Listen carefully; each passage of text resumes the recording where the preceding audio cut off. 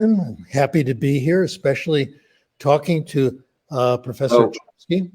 I'm going to begin by telling a story. Okay, yes, please, Professor. Yes, please. Just want to make sure with the audience before we start that everything goes well. Okay. Okay. Thank you. Okay, just because now we are live with Professor Noam Chomsky and Professor Stephen Crashen, I just want to make sure with the audience that everything goes well. So do you hear me and see us well? I need your feedback, please. I am.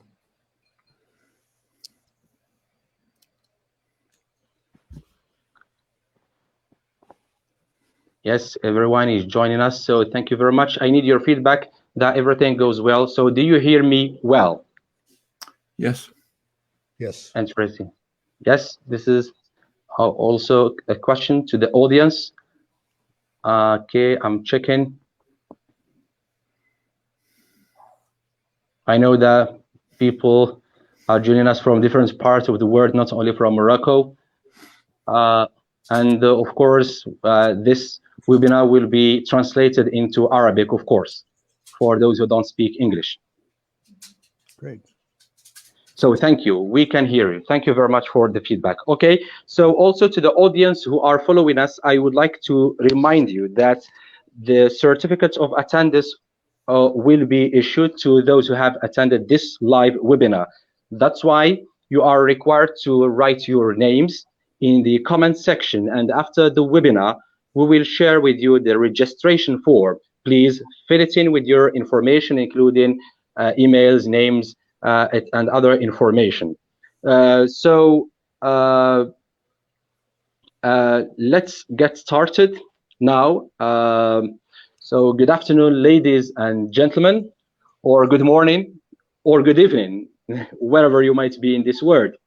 Thank you very much for joining us for today's webinar. It's my privilege now to extend to you a warm welcome on behalf of the Higher School of Technology, Moulay Ismail University in Meknes, Morocco. I'm very, very happy and honored to welcome our esteemed guests, Professor Noam Chomsky and Professor Stephen Crashen, who are going to talk about many topics pertaining to language acquisition, modern linguistics, grammar, and so much more. Actually, we've been looking forward to this historic day with you professors, and we are extremely excited. So before this webinar starts or begins, allow me please to introduce our guests, heroes of many generations. Actually, they don't need any introduction, but for the sake of the new generation and maybe university students and researchers, I would give a brief introduction to them. So Professor Noam Chomsky is a linguist, philosopher, cognitive scientist, historian, and social critic. He is considered the father of modern linguistics. He is also a major figure in analytic philosophy and one of the founders of the field cognitive science. He holds a joint appointment as Institute Professor Emeritus at the Massachusetts Institute of Technology, MIT, where he taught more than 50 years, and now Laureate Professor at the University of Arizona. And he is the author of more than 100 books on topics such as linguistics, war, politics, and mass media.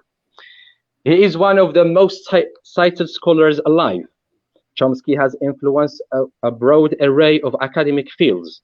He is widely recognized as having helped to spark the cognitive revolution in the human sciences, contributing to the development of a new cognitivistic framework for the study of language and the mind. I'm also delighted to introduce Professor Stephen Crashen. Professor Stephen Crashen is a linguist and Professor Emeritus at the University of Southern California. He received a PhD in linguistics from the University of California, Los Angeles in 1972.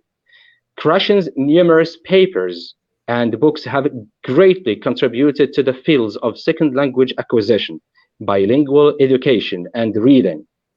He is known for introducing various hypotheses related to second language acquisition, including the acquisition learning hypothesis, the input hypothesis, the monitor hypothesis, the affective filter, and the natural order hypothesis. Most recently, Crashen promotes the use of free voluntary reading during second language acquisition, which he says is the most powerful tool we have in language education. It's therefore one of the truly greatest honors of my life to welcome Professor Chomsky and Crashen. Please give a warm welcome to our esteemed guests. Thank you very much for having taken the time to be here with us for this enlightening webinar. Thank you, professors. Thank you. Okay. I will. Okay. Yes, I think Professor Stephen Crashen is going to start first, and he's going to talk about language teaching and maybe his adventure, let's say, in speaking Spanish. So, of course, if you have any questions, we will have time after at the end of this webinar, and we'll be posing them to our guests. I'm sure they will be pleased to answer all of your questions. Thank you very much. So the floor is your, Professor. Okay, thank you. My agenda the last few years has to been bring together knowledge from different fields that have unfortunately been independent, that have not helped each other, and I think we can help each other a lot more. Part of this is to look at our own experiences in language acquisition, and I'll tell you about my recent experience. During the pandemic, I love quarantine, staying home. It's been absolutely wonderful. I feel like Isaac Newton inventing physics or calculus and optics during the Black Plague, and he had so much more time to read. Anyway, Friday mornings, I've been going out and shopping at a local supermarket, and Friday mornings is a good time to shop because it's for old people only, which is very nice. And the first time I went there, the man who was in charge of ringing up my groceries and seeing what I had and paying my bill, I noticed that his name was Hispanic. So, of course, I can't help it. I spoke Spanish to him, and of course, he answered in English. I then was ready for it. Here's what I said. I'll do it in English, and then I'll show off and do it in Spanish. I said, I'll do it in Spanish first, just to show you how wonderful my Spanish is. I said, mi meta es hablar español como ustedes, y tú puedes ayudarme. Por favor, hablamos español. I said, my goal is to speak Spanish the way you do, in the plural form in you. Please help me, let's speak Spanish. He really liked the idea, very friendly guy. We spoke Spanish, and every time I've come back there for nearly a year, I make sure I get him in the checkout line, and we speak Spanish. Now, I have to tell you, all this is maybe a minute of Spanish practice every week in speaking and conversation. But I've gotten better. Here's how I know. Fidel, that's his name. We've become pretty good buddies. We chit-chat a little bit more, not much, but his Spanish is now more rapid. He's using more complicated words, more complicated grammar all the time. And my friends tell me, I've one friend, Viviana, I talked to her on the phone, Viviana Hall, and I spoke to her in Spanish, which I never did before. And Stephen, your Spanish is so good. How did you get so? It's getting better. Here's what's going on. It's not from talking to Fidel. It's from what I do at home. At home, I've been following the advice of my colleague, Benico Mason, who has developed a method of helping people get into reading called guided self-selected reading. What you do is you read lots and lots of extremely interesting but easy reading. They're called graded readers, made for students who want to get better. And I've got a pretty nice collection, and I've been reading graded readers in Spanish every day. Now, I can read authentic Spanish. I've read Isabella Allende and all that, and I can speak okay, but my Spanish is kind of in the middle. I'm not that good. It's like language number 4 or 5. It varies, but I'm getting better, not from the talking, not from the conversational practice, not from the output, but from going home and doing the reading. That's where it's coming from. And that is my point. That's what we've discovered in language acquisition. I'll come back to that in a moment. A couple of remarks on philosophy of science. The way we do science, I'll talk about 2 ways of doing it. Both I think are correct. One we have gotten from Karl Popper, who has said you can never prove a hypothesis, you can only disprove a hypothesis. And one counterexample is enough. A good one can destroy a hypothesis and render it invalid. Einstein talked about this. I could have 1,000 experiments, he said, showing that relativity is correct, but one real counterexample, it's all over. Now, when that happens, the thing to do, obviously, sometimes it's a real dead end and it's really over, but sometimes it's an invitation to look deeper and find a better hypothesis. So it has really been very productive. So this has been a good way of working. There's another approach, though, that is complementary, and this comes from Ralph Waldo Emerson, who has said, the value of a principle is the number of things it can explain. And my addition to that, especially when it works for fairly different situations, and this is what has happened here. This is what has happened to me. The principles of language acquisition are consistent with what we know from first language acquisition, second language and foreign language, bilingual education, heritage language, and of course, linguistic theory. I've been preparing for this. I've been doing my homework. I've been reading a lot of Chomsky, things I read in the past and things I hadn't read before. And oh my, the similar conclusions again and again. So in these fields, I have to tell you, have nearly unknown to each other, which is really kind of sad. Let me talk to you summarize what has happened in the last 45 years, and it won't take that long for sure. The first big hypothesis, we think we have two different ways of getting better in languages. You can acquire language, you can learn languages. Acquisition, we sometimes call the natural way, and a synonym is picking up a language. I was in Mexico for a few weeks and I picked up some Spanish that generally means you acquired it. It is a subconscious process. While it's happening, you don't know it's happening. Once you've done it, you're not always aware that it's there. The other process is language learning, which is conscious. We call this knowing about language. And the language teaching profession is nearly entirely based on conscious language learning. Those of you who've read the works of Noam Chomsky, you know that he actually talked about this before I talked about it. It's in several of his books, and he calls it cognizing as opposed to learning a language. So this is a common idea, which is why I think it's very helpful to read in areas outside your own. We are very good at language acquisition, first language and second language. We're not very good at language learning. Noam Chomsky talked about it in Reflections on Language, 1975, written in submitted in 74, which is before I got into it.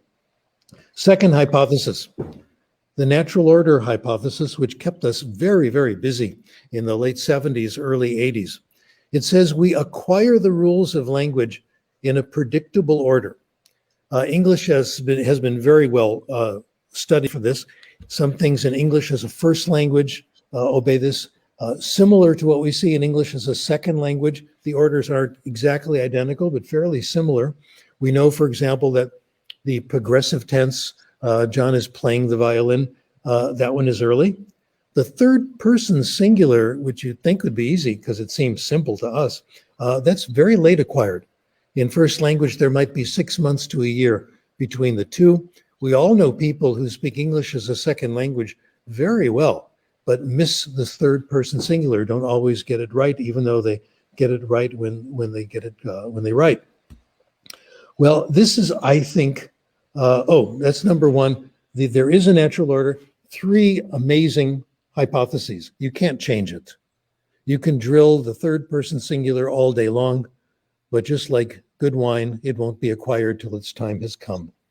It's not simple to complex, as I've mentioned. A lot of things seem simple to us, but are acquired late. And it's not the language teaching syllabus.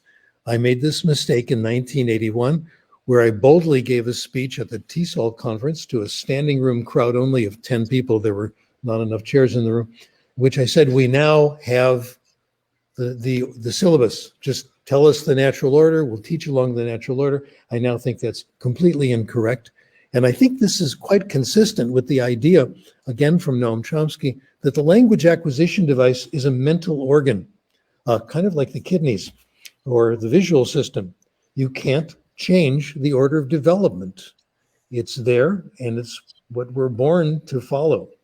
It doesn't obey the biologist's view of what is simple to what is complex, okay? And if we impose an order on the development of the visual system, it's not going to help. You can't teach it. So that's another fascinating idea. Well, what about grammar? What is the role of grammar in language teaching?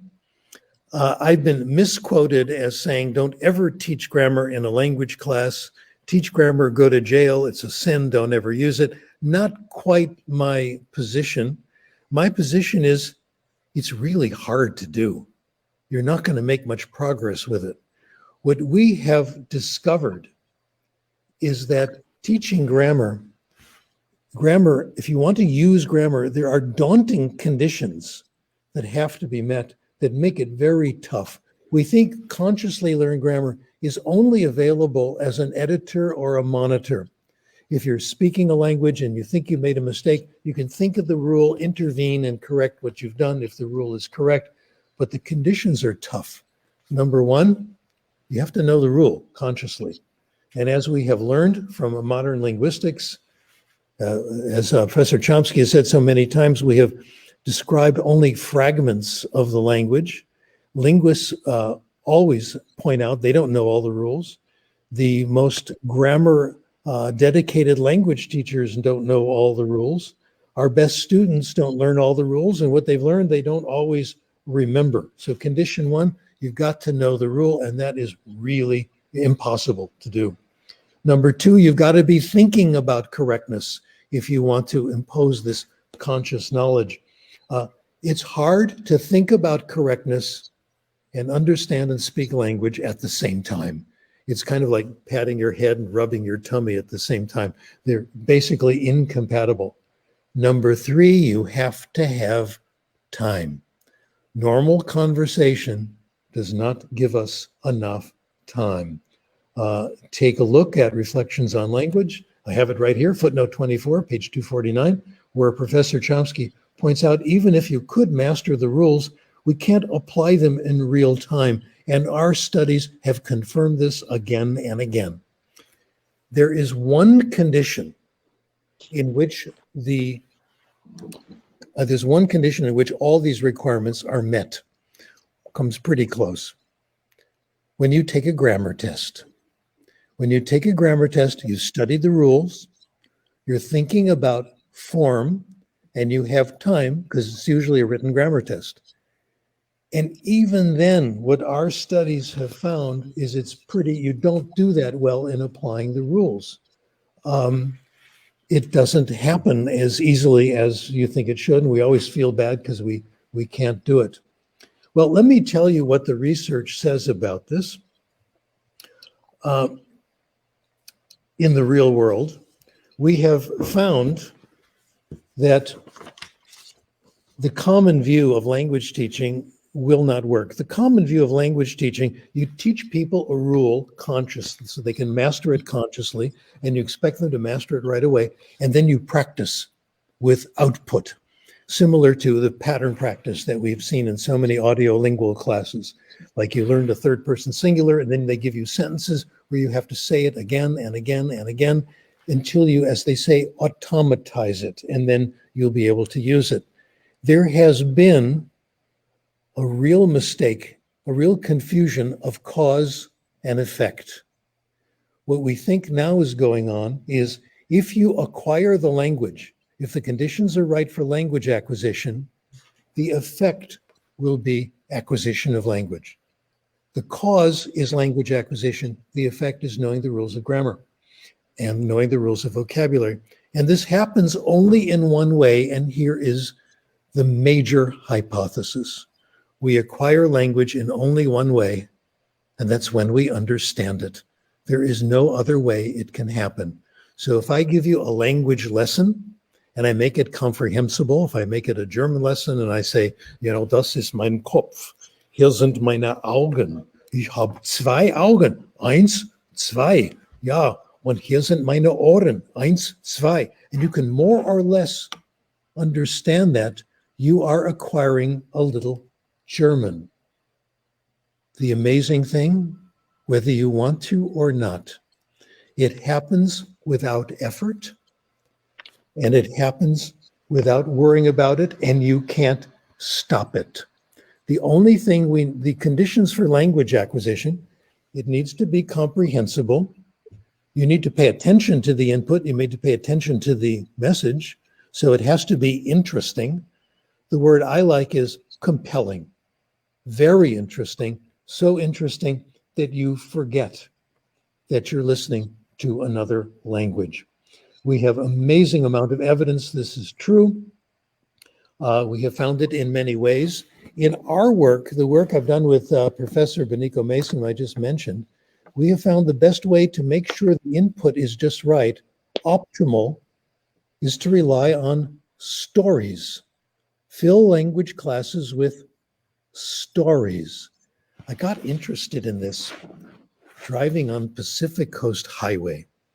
I live about, 30 miles, 50 kilometers from the city, from Santa Monica. And before the pandemic, I drove to Santa Monica at least 2-3 times a week. And I drove Pacific Coast Highway. I had to go for 2 reasons. That's where Gold's Gym is. And as you can tell, I'm a bodybuilder. And also, I'm addicted to my grandchildren, and I love to go and visit them. So what do you do when you're driving? Oh my, it gets so boring. I don't listen to music anymore, because if you want good music, you got to subscribe to certain stations, and I don't want to do that. It's talk radio, and oh my, it's still all about Donald Trump. So what do? I went to the library and took out stories on discs and other means of hearing stories. The stories they had, all in English, were not classics. I'm, college professor. I should be listening to great literature, but I was listening to bestsellers, ordinary, everyday novels, detective stories, historical and romances, all these things. Guess what? They're good. They're really good. The first one, Harry Potter, of course, which is really an essay on education. J.K. Rowling really understands what goes on in schools. It's marvelous. And what's happened to me is what happens to some of you. You pull up the driveway at home. You don't get out of the car until you finish the chapter, because it's so interesting. These so-called everyday best-selling novelists are very, very talented. I'll get back to that. So stories are really interesting, really good. And I also have a way of helping you with your social life. Not only want to help you with your job in teaching and language acquisition. What do you do when you're invited to a party and you know you're not going to know anybody? Well, here's what you do. You go watch the latest 3 movies. You can go up to any group of people and you can go up to them and you can say, have you seen Terminator 29? And you will have a conversation. And the conversation is very often worthy of any literature class. They will talk about the characters, the plot, whether it was well done, whether the casting was right, and whether the story was meaningful and interesting. So-called ordinary people do this very, very well. Beginning language teaching is stories. A method developed by Dr. Benico Mason called story listening. Here's what she does. She takes a story, usually a story that has stood the test of time, like Grimm's fairy tales, and she uses it in her advanced beginners class at the university in Japan. She tells the story, but she prepares it. She finds the words she thinks are going to be difficult. Teachers know this. And she has a way of making them comprehensible. She might do a translation, draw a picture. Drawing a picture is the favorite method, supplying context, etc. It's designed to make the story more comprehensible. You are not encouraged or told to learn these words for next time. What we have found in study after study, that's the best way to acquire the vocabulary. We've compared that to what happens if you have vocabulary teaching activities. Write 3 sentences with every word, et cetera, et cetera. Just telling a story is much more efficient. Gradually, over time, vocabulary grows. And this is on delayed tests, etc. Now, the goal of all this is to develop what we think is the most powerful means of language development, and that's reading. Reading fiction, reading interesting fiction. As Professor Chomsky has pointed out, we will find that we will learn more about human beings from reading novels than from studying, psychology, etc. I've come to absolutely the same conclusion. I am amazed at how good this is. We've done studies on this. I'll talk about how Dr. Mason does it. She introduces people to fiction by using a method called guided self-selected reading. Her students had access to lots of easy books, a library of 1,000 easy books in English. They were helped by the teacher to find books right for them, but they made the final selection. They read the books for pleasure, no questions at the end of the chapter. You don't like the book, you put it down. They do this for 2-3 semesters. The goal is to move on to authentic reading eventually, but that takes time. It takes 2-3 semesters of reading lots of easy books. That's what I've been doing at home in between going to the supermarket. It really does work. One study we did this with subjects ranging in age from 21 to 78, ranging in duration from 4 months to 3 years. They read lots and lots of easy books. We gave them a standardized test. Here's our conclusion. We found that for each hour they read, they gained a small but respectable amount on a major standardized test. They all gained pretty much around the same amount, even though they read different things, mostly fiction.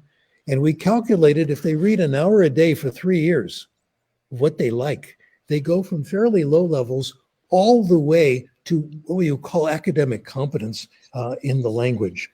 So this is a major breakthrough, and this is not the only study. There are lots of studies in my best-selling book, soon to be major motion picture, right? The Power of Reading. I've gathered all these studies together, and they all come to very similar ideas. I'll mention one more done by Jeff McQuillan. Jeff McQuillan looked at the 7 Harry Potter novels and analyzed the vocabulary. And his conclusion was, if you read all 7 of these, you're way ahead. You have acquired nearly all the academic vocabulary you need for success in school. These words come back again and again with enough times to help you acquire them.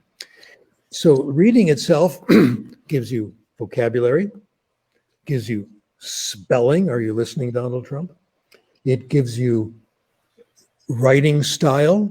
It gives you the basics of written literacy, including academic literacy, if you read enough in any area. Again, most of this comes from fiction, from bestsellers, etc.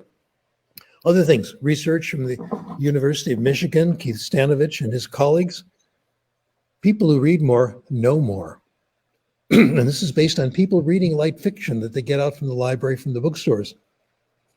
They know more about a lot of school subjects. They know more about science. They know more about history.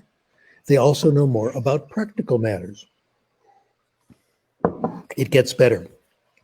People who read a lot have more empathy. They have more empathy for others. Barack Obama has talked about that. I can get along with people who seem very different from me because of the novels I've read. Excuse me, you meet more people in novels than you do in everyday life. You are there with the author, the person telling you the story, and you meet all kinds of interesting people. Also, if you read a lot, another thing the research shows, you avoid simple solutions. You know the world is complicated. Obama was interviewed on this. It was as if he had read all the research. He came to very similar conclusions. Now, we have found this in second language. We have found this in first language. We have found this everywhere we have looked. We have also found this in bilingual education, especially the more you read in your own language, the more you know about the world. The more you're going to understand when you read in English. It helps directly, in fact. We have been working on what's called heritage language. I'll tell you just a bit about this, and then I'll finally shut up. Heritage language is the language children pick up at home from their parents, not the language of the country. Typically, when they go to school, when they're in kindergarten, first grade, are pretty good in their heritage language, but by the time they get to secondary school, they can hardly talk to their grandparents. English takes over in the United States. The heritage language is gone.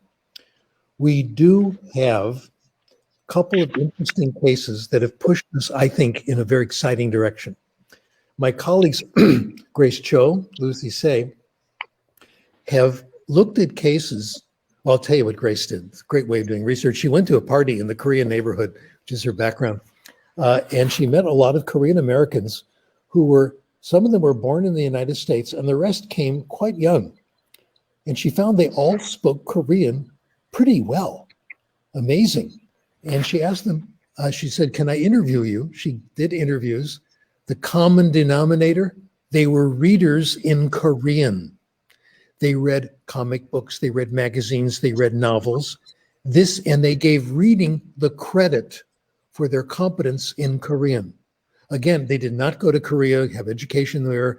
They didn't, take extra, the classes they took weren't very good, heritage language classes. Generally, they avoid them. Lucy Say has found very similar solutions from very similar experiences from a variety of languages. Now, why can't we just try this out? Why don't we just tell people, start reading books in your own language? Access. The books aren't there. It's very easy to go to a library or bookstore, find books in English. Not so easy. Even in Spanish. Sandra Pucci, University of Wisconsin, looked at bilingual kids and growing up in Los Angeles. Very few books in Spanish in the school library. If you think Spanish is tough, try the other languages. Try Farsi, Persian. Nishan Ashtari has interviewed people who are from Iran and looked and seen what they read, etc. Same kind of thing. They found that elementary classes were terrible because they were done with traditional techniques. They basically, people told her, pushed her away from Farsi. She, in the area where we are, in the Los Angeles area, in Westwood and Beverly Hills, there are lots of Farsi speakers, people from Iran. There used to be bookstores where you could go get a lot of Farsi books. Dr. Ashtari visited several of these bookstores, talked to the owners. They said, well, the kids come in, they don't speak Farsi anymore, and we don't have books for them. They have the classics, books that educated native speakers would find difficult, and pedagogical grammars to improve your Farsi. She went to a local library in this area and used a technique, what we call an unobtrusive measure technique. She took books off the shelf that were Farsi books. Most of them were pedagogical grammars for people who wanted to get better in Farsi. The method she used, which Jeff McQuillan had used before, she looked at the smudge marks to see how far people had gotten in the books, fingerprints, etc., where the pages were turned. The average person who picked up one of these Farsi, teach yourself Farsi books, quit after 5 pages. Wow. She found in the Los Angeles Public Library, the libraries did not have a lot of Farsi books. The ones they had were not only about 12 were taken out at that time. So this is the problem, and it's very easy to solve. The problem, let me talk about one other issue because it'll be short. What about literacy, teaching phonics? Oh my, you're, Dr. Chomsky, you're at a hotbed of anti-phonics research at Arizona, where Yetta Goodman still is, and they have been heroic in presenting the other side of the case, Kenneth Goodman, et cetera. The mood now, what you find in the media is that phonics is the answer to everything. Phonics is consciously learning the sound spelling correspondences and doing exercises and drilling them. Here's what the research shows. This is called intensive systematic phonics. All you get when you do that, if that's all you do, children are better at reading words presented in a list and pronouncing them out loud. They do no better in reading comprehension. Not only that, there's very good evidence that people acquire the rules of phonics through reading. I have been experimenting with this. I've done this with audiences and on Twitter once. I've asked fluent readers in English, educated adults, I say, I'm going to give you a word. Tell me how the final letter is pronounced. And the word I give them is comb. They say, well, it's silent. Then I ask them, what's the rule? 5% have any idea what the rule is. Yeah, that B is silent after M, especially at the ends of words. So those people get at least that right. By the way, I didn't know this until I looked it up in Kenneth Goodman's books, okay? Then I said, well, what about when there's an affix? What about combing? Well, it's silent. How about combination? Well, then it's pronounced. What's the rule? Nobody knew, including me. Again, I relied on Professor Goodman. It turns out that if the affix is grammatical, as in combing, it's silent.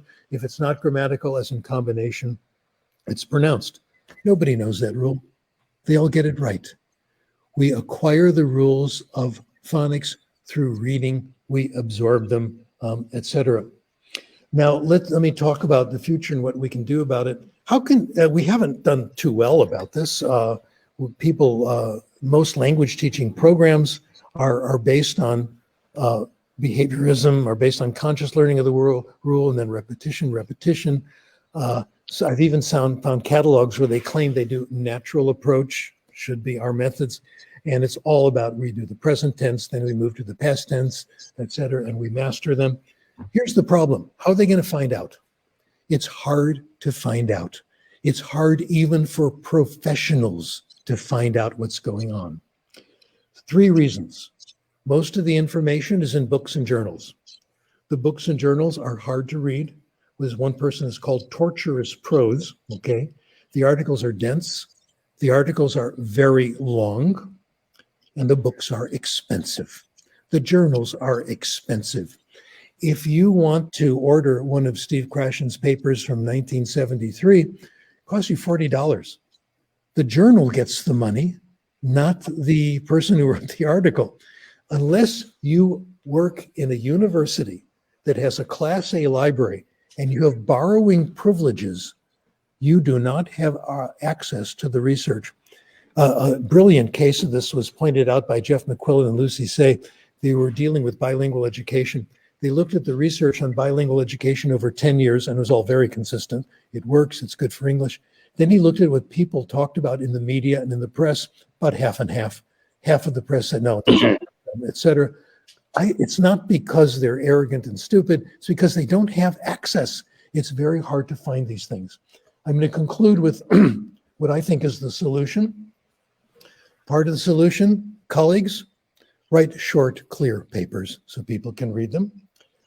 Lichtenberg said in 1780 or so, if you ask someone the time, you don't want to know how wristwatches are constructed. Stay with the point. Your dissertations do not belong in journal papers. Write short, clear papers and publish at least some of your things open access. This is a movement started by Timothy Gowers, a mathematician, winner of the Fields Medal for Math, who has started an open access movement in Great Britain. Albert Pryor, one of my colleagues in India, has written editorials about this. This is what we want to do. Information can get around, at least to us, the academics, and we can introduce them to our students a lot faster. Okay, finally, there is an undertow. The old-fashioned way of doing it, I like to call it, I hope it's old-fashioned, of knowing rules and then doing pattern practice is so hard to get over. Alfie Kohn says there's an undertow. I find it hard to resist. When I see a new word and I don't know, I'm tempted to look it up, write it down, do a flashcard. So I sympathize with people who are addicted to this and find it hard to give up. But if you find something that's compelling and interesting, you will not be, the undertow will have far less effect. Okay, I've talked more than enough. Thank you.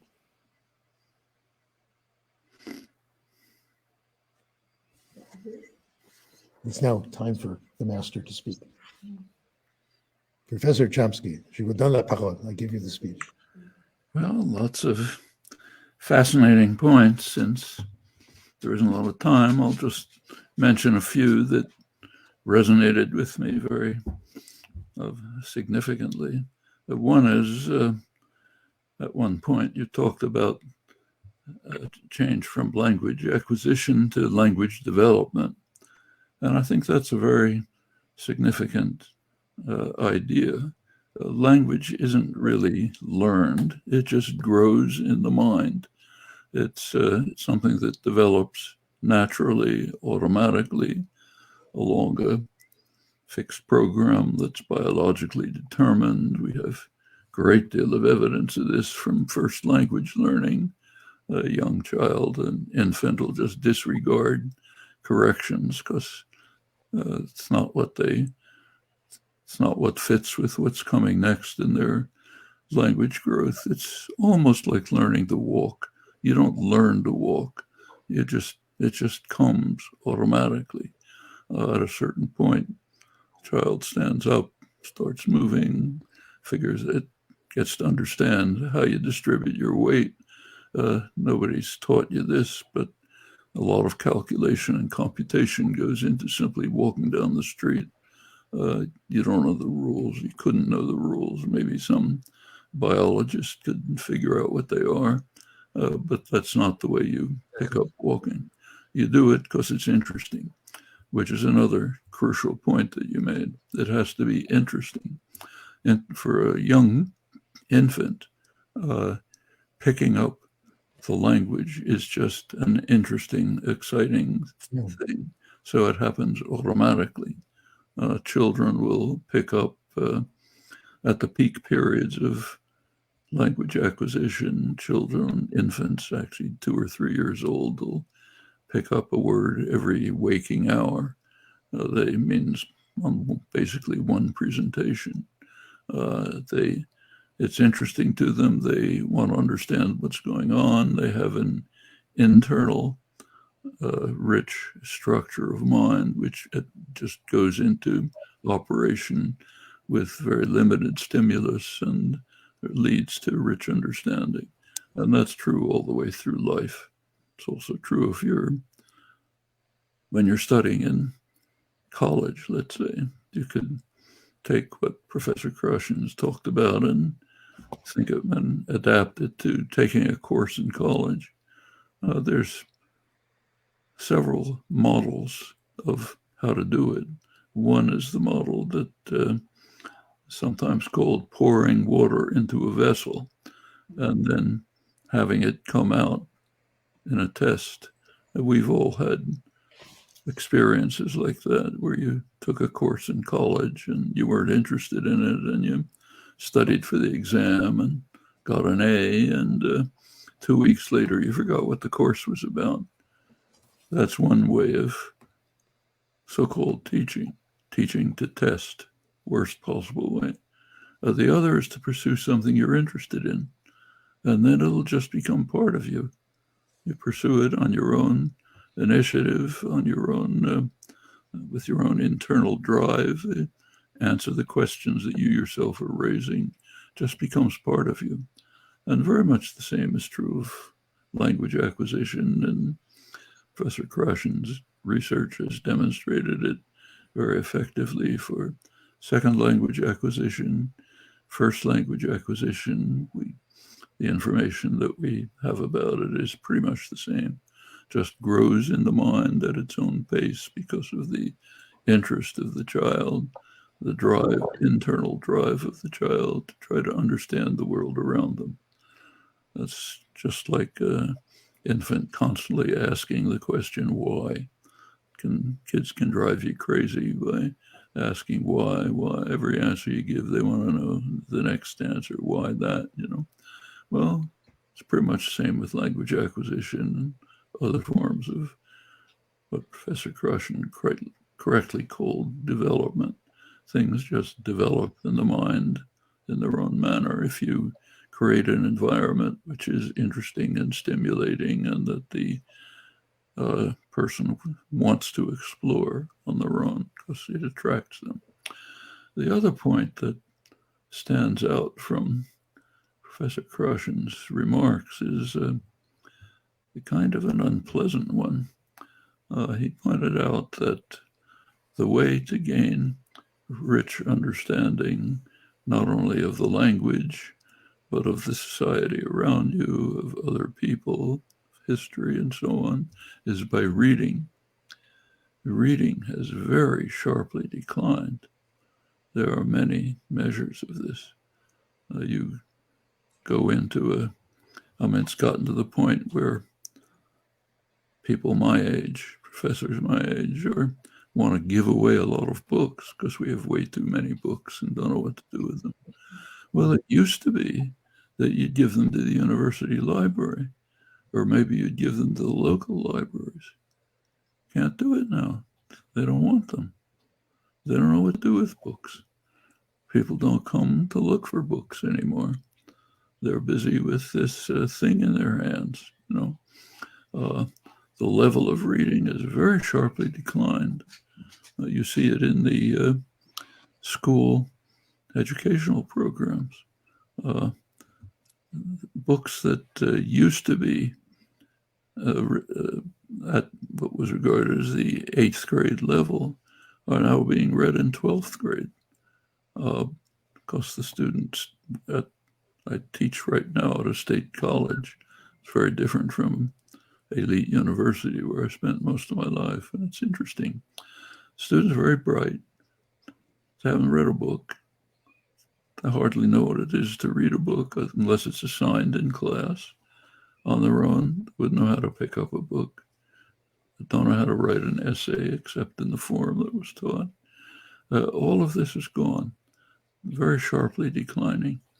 And considering what Professor Crashen explained very eloquently about how reading enriches your life, your understanding, your outreach, your creativity, it's a pretty sad commentary on the way the world is developing. And I think serious steps have to be taken to try to reverse and overcome that. Not very clear how, in part because of the attraction of superficial stimulation of the kind that comes from the electronic devices that people are surrounded with.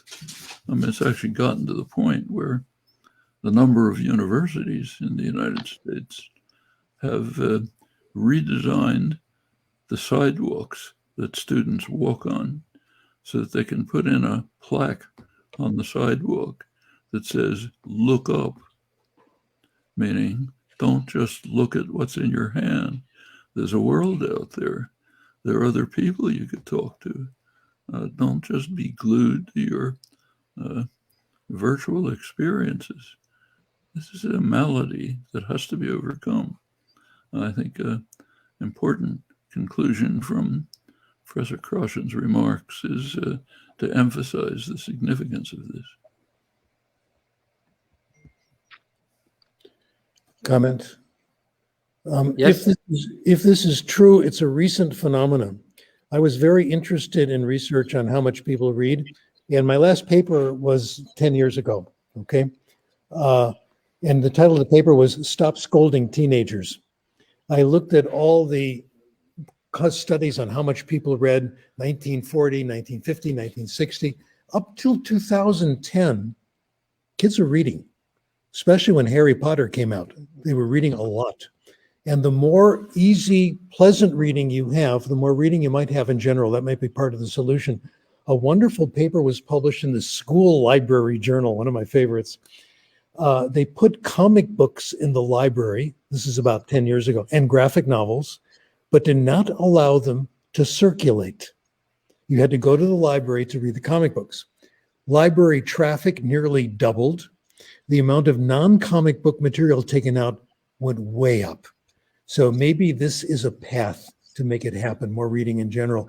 I also have to point out that just to show you how important I am considered the #1 researcher in the world on comic book reading.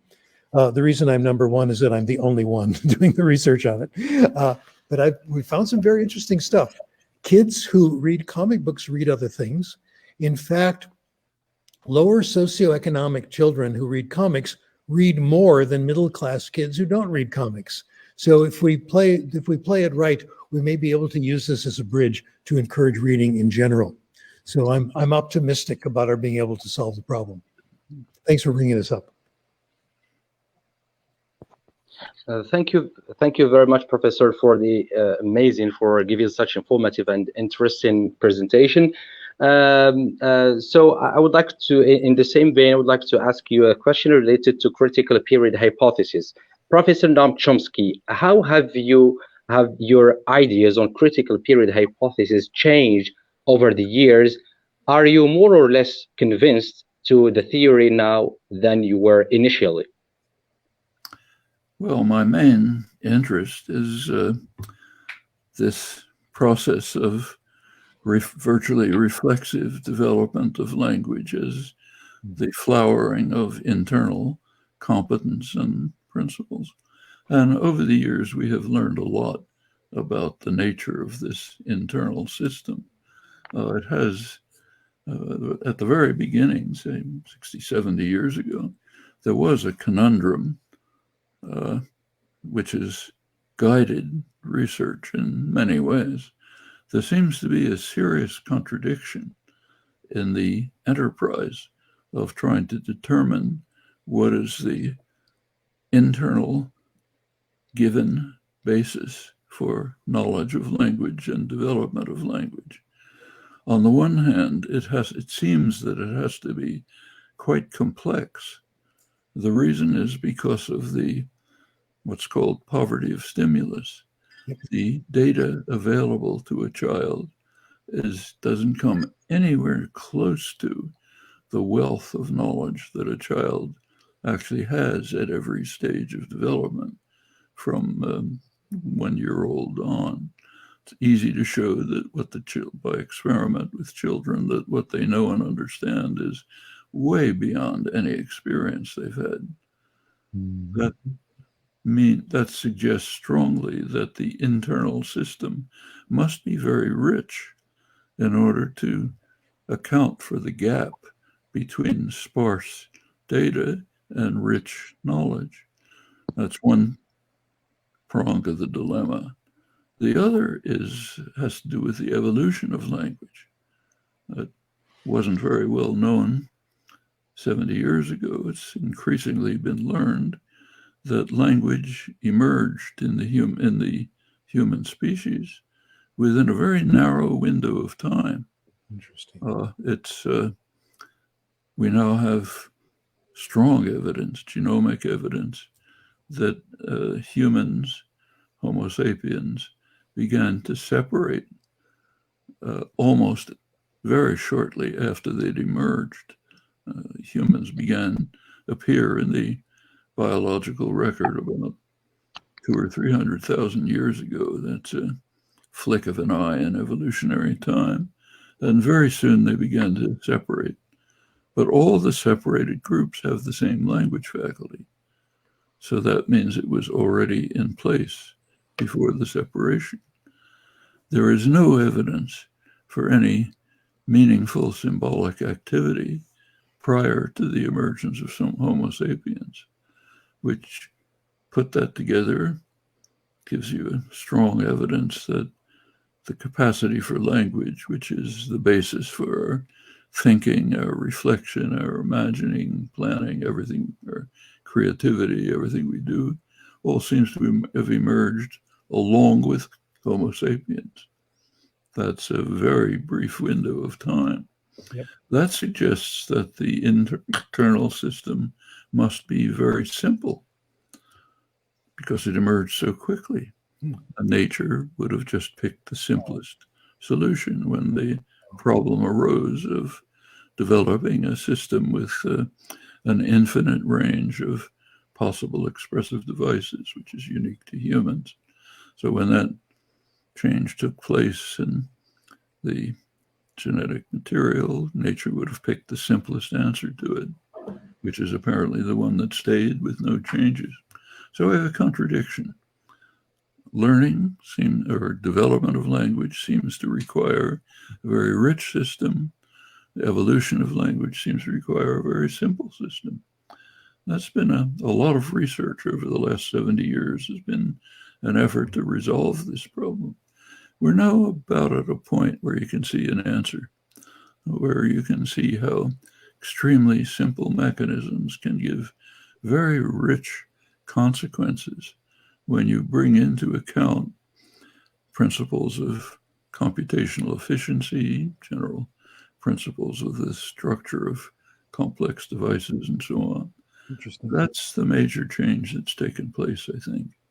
And I think we're probably now on the verge of a new and quite exciting phase in the study of language and thought. And I mentioned the two because they're about the same. We really have no concept of thinking outside of linguistically articulated thinking. The two capacities, language and thought, seem to be essentially the same. And there are both species properties of human beings, common to the species, everywhere, no difference is known, unique to the species, no trace of it in any other organism. And we're finally beginning to get a grasp on how that language thought system might have emerged suddenly and might have the capacity to overcome the extraordinary gap, huge gap between data presented and knowledge attained. That's, I think, the primary development in linguistic theory over the past 60, 70 years. Yes, you want, Professor Crashen, you want to say something? About critical periods. I have a hypothesis about what's going on. I like to believe, I would love to believe that the language acquisition device never shuts off, that it's always there.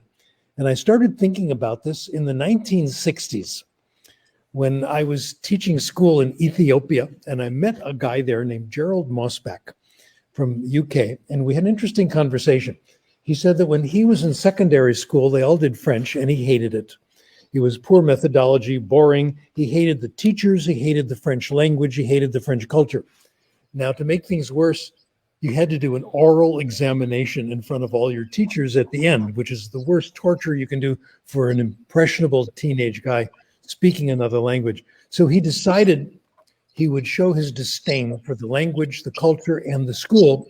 He came in by humiliating everybody. He came in with dressed French with a beret, with a glass of some liquid, pretending it was wine. And he did what he thought was foolishly exaggerate a French accent. He said, "Ah, bonjour, mesdames, messieurs, je suis très content d'être ici avec vous. Ah, comment ça va aujourd'hui, hein?" And his teachers said, "Wow, why weren't you doing that during the year? That was fantastic. Your accent is great." He could do that trying to make fun of his teachers, but he couldn't do that ordinarily. I found out later that Peter Ustinov, famous, wonderful actor, did movies in French where his French was totally convincing. He said, "I can't do that outside when I have a conversation." Conclusion, language signals what group you're a member of. That's its, accent is the one powerful way of doing that. And if you're not a member of the group that uses the language, you have a hard time using that accent. When I meet someone from the UK, I don't suddenly start speaking with a British accent. I find it extremely difficult to do. Versions I've heard all my life, I cannot imitate, or I'm very uncomfortable in doing so. It's club membership. Maybe accent does not obey the critical period. Maybe we have what we might call an output filter instead. Interesting. Thank you very much. In the same vein, professors, so what's the relevance of the critical period for English speaking proficiency among immigrants? Don't you think the same way kids acquires? Yeah, I think the implication is not to worry about it at all.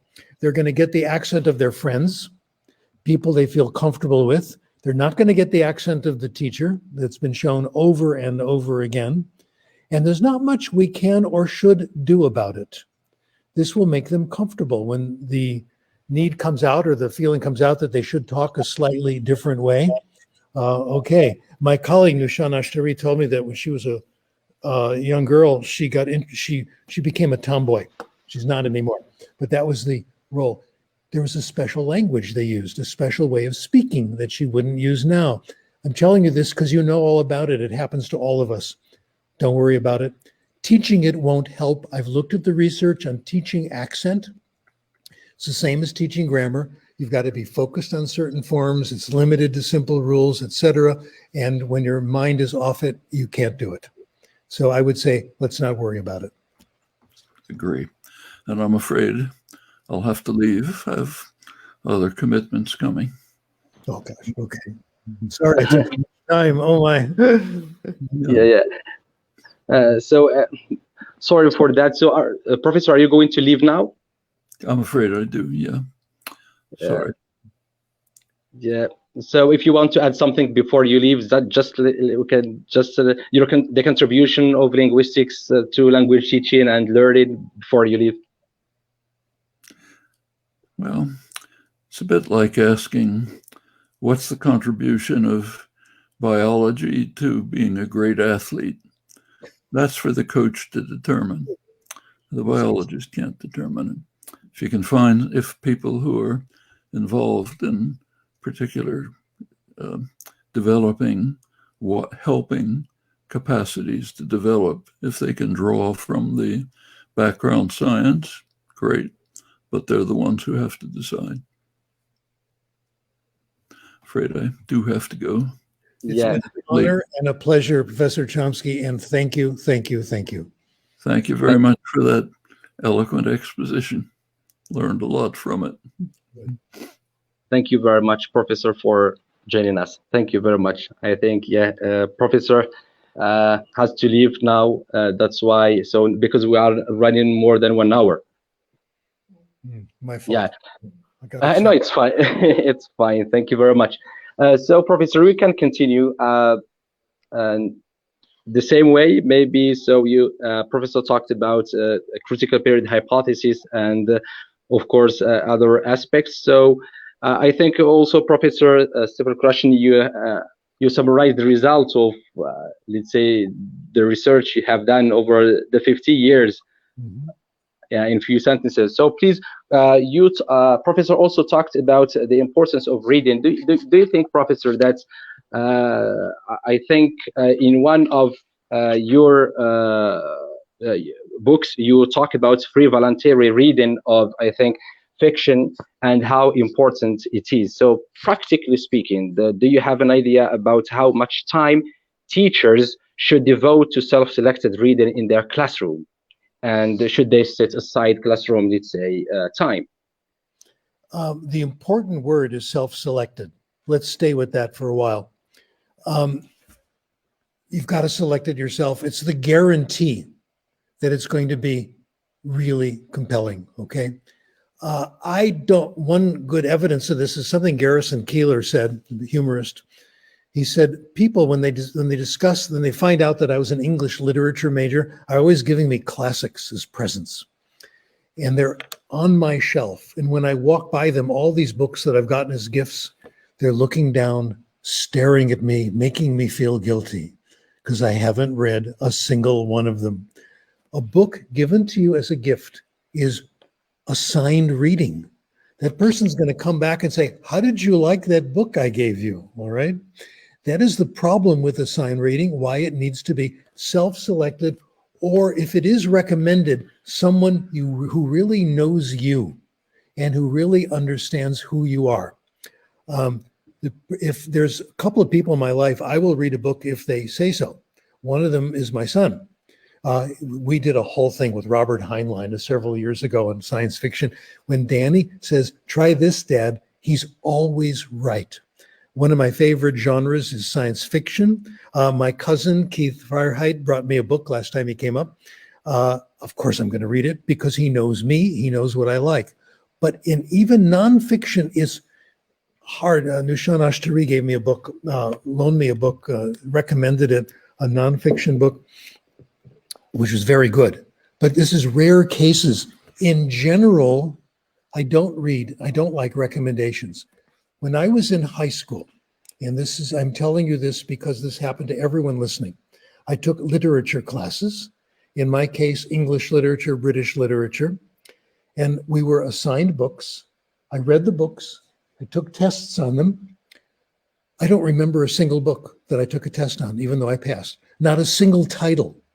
The books I read at home, largely baseball stories and science fiction, I remember all of them, and many of them changed my life. They had a profound influence on me. So I would devote no time to assigned reading. It would all be self-selected with plenty of time talking to teachers, helping you select the books, as Professor Mason does with her students. The amount of time is less important than the ability to read what you want to read. When you do that, you get it all. You get language, you get grammar, and you get what you want to teach in literature, theme, plot, all these things. Thank you very much. Thank you very much, Professor. So I have here another question pertaining to translation and language learning. Does translation hinder second language learning? So if yes, how can we teach second language to beginners without the interference of first language? Make it comprehensible the way Benico Mason does. Draw a picture, use context. A little bit of information in the first language might help occasionally. I'm very hesitant to say this because we don't have lots of research on it. But if students get an idea of what the story's about, and actually bilingual education takes advantage of this, it's going to be a lot more comprehensible. So compelling books with pictures, occasional little bit of background knowledge, use of context. Context is the best teacher. We're kind of suspicious of using context because we're afraid people will make the wrong guess. The famous example is the word in the text is point, and there's a picture of a man pointing. And the critics say, well, you don't know if it's point, finger, or hand, or what. They may come to the wrong conclusion. The studies that have been done shows that most context is not misleading. Most context is pretty much directive, pretty much helps you, pushes you in the right direction. And if you read enough, you get it. This is how we did our first language, how we're doing our second language. If this wasn't true, we would never learn to read. Interesting. Thank you very much. Just to the audience, if you have any questions, please pose them directly in the comment section before we leave. Professor Stephen Crashen, I think since we are talking, maybe we are living, let's say, unprecedented phenomenon that is of COVID-19, this crisis. So do you think that coronavirus opens the door to of finding new strategies in, let's say, teaching foreign languages? I mean, in other words, to what extent has technology contributed positively to the learning and teaching of foreign language? Technology and COVID is a two-edged sword.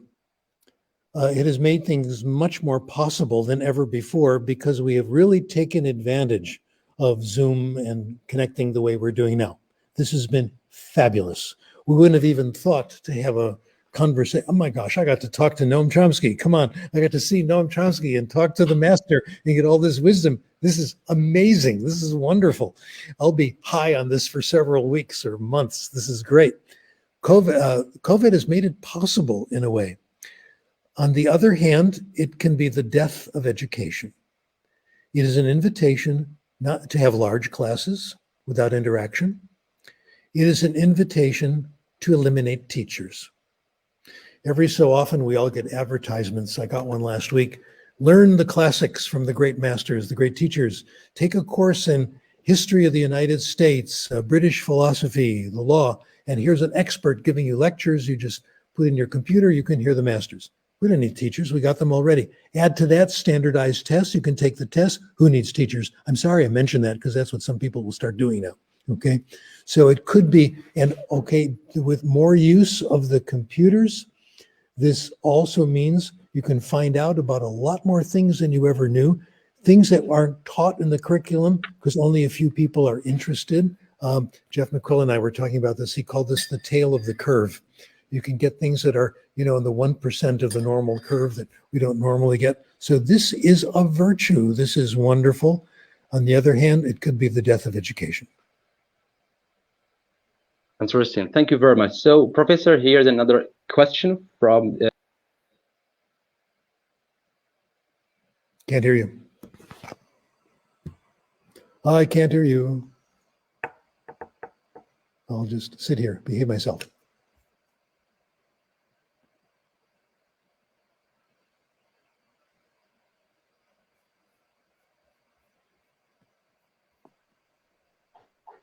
Sorry, maybe Okay. yeah. Another question. So, I think it's about translation, something like that. Can we teach? I think, of course, there are many questions. We're receiving hundreds of questions. So maybe I missed the question. Anyway, it's maybe about can we teach? I think it's about. I'm trying to find out. Please be patient with me. Sure.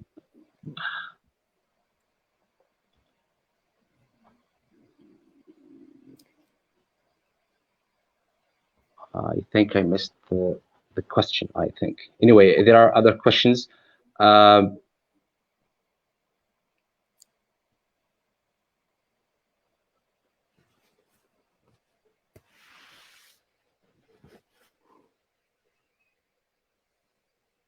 Yes, here's another question, Professor. What can we, second language learn from heritage language phenomena? Well, what heritage language has learned from what we know about language acquisition, it's been the other way around. We have learned that traditional methods, as used in beginning heritage language classes, are not very helpful.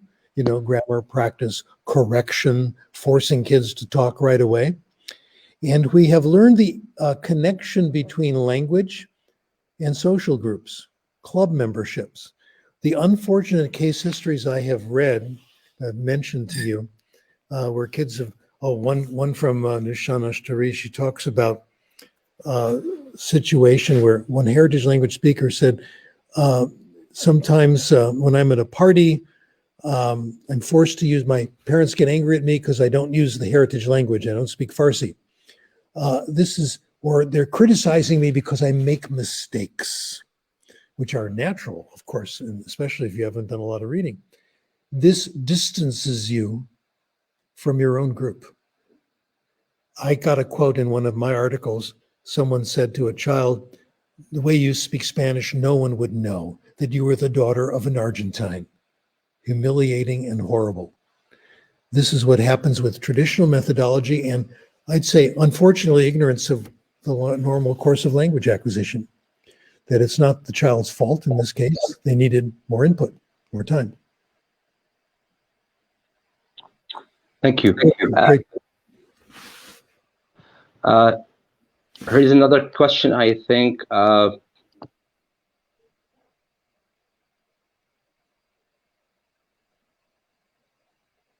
Yes.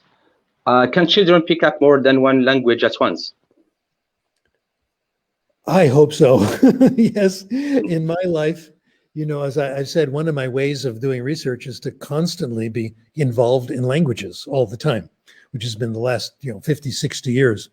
And some I'm good at, some I'm not so good at, some I'm, in the middle. And it's all been amazing. It's been a wonderful tutorial on putting myself in the place of kids. We're in language classes. And I can't pick my language. I can't say, now I'm going to do Spanish. Well, I do Spanish when I'm at home and all that, but I read every day as long as I can find books in French. I read in a lot of stuff in German. I've been reading a little bit in Mandarin. I've been reading books in the Roman script, okay, which is mostly where I know my Mandarin. And I found it's been quite helpful. I can have a basic conversation, etc. So I'm experimenting on myself, but doing all the languages at once. I think the brain can handle that pretty well from my own experiences. And kids who grow up bilingual, trilingual, etc., will say the same thing. So I don't think there's a problem there. Once again, I rely on people in the audience who are, I'm sure, an amazing multilingual group to report what has happened to them. Has it been a problem, etc.? It's rare to get mixed up, except if you're a beginner in two languages, you might get mixed up a little. But after a while, it gets firm, and you can do it. They stop interfering with each other, even languages that are close. And I do not confuse German and Yiddish, which are nearly the same language. Okay. Great question.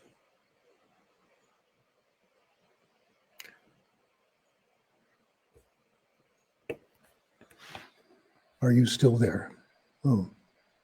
The communicative approach. Is the communicative approach based on the theory language grows in the mind rather than learned?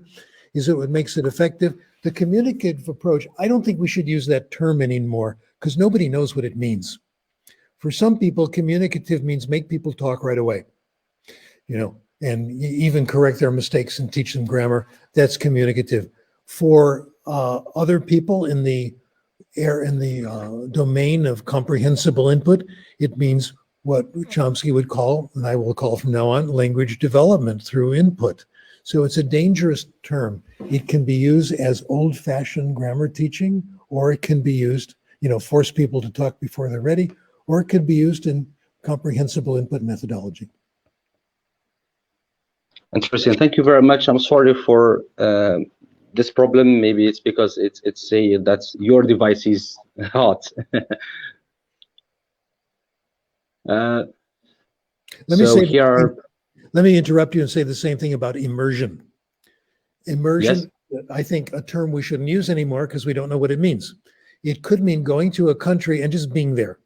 I've spent maybe 2 months in my life in Taipei in Taiwan. I came out with zero Mandarin. The Mandarin I got later, okay? None of it was comprehensible.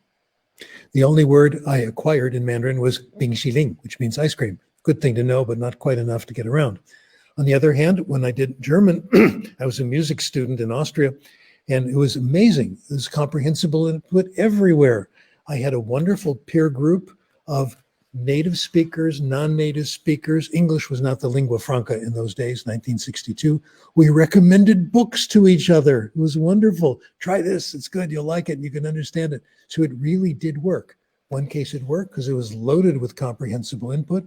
In another case, it hasn't worked. Beniko Mason has cases which she compares students in her school who have gone off, say, doing English, who have gone off to an English-speaking country, one case in Canada, person had a job, took class, lived with the family, made very little progress in English. She came back, started doing more reading, made much more progress. It depends on if you're getting the right comprehensible input. People ask me, is music good for you? Well, you're not getting a lot of language this way. It's nothing wrong with it, but usually the same stuff again and again. Yes, Professor, here's another question. What makes some languages difficult to be learned than others? Number one, whether they're comprehensible, which is why cognate languages go a lot faster. They're more comprehensible, and that's it. And it's whether you've made friends more than anything else, and whether you find good things to read. I'm making good progress in non-cognate languages. My mini triumph is in Mandarin because I found some good things to read. Of course, a cognate language goes a lot faster. It's not just the grammar, it's the vocabulary with comprehensibility. Yes. Thank you very much. So here's another question. How can we translate stream of consciousness? I have no idea. I don't know. My answer. Based on my expertise and years of scholarship, I have no idea. Great question. Okay. Yeah. So actually, I'm receiving hundreds of questions. I can't even. Wow.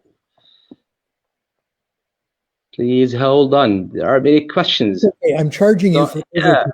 I'm charging you for You know- overtime. I'm getting paid more for this. Don't worry. they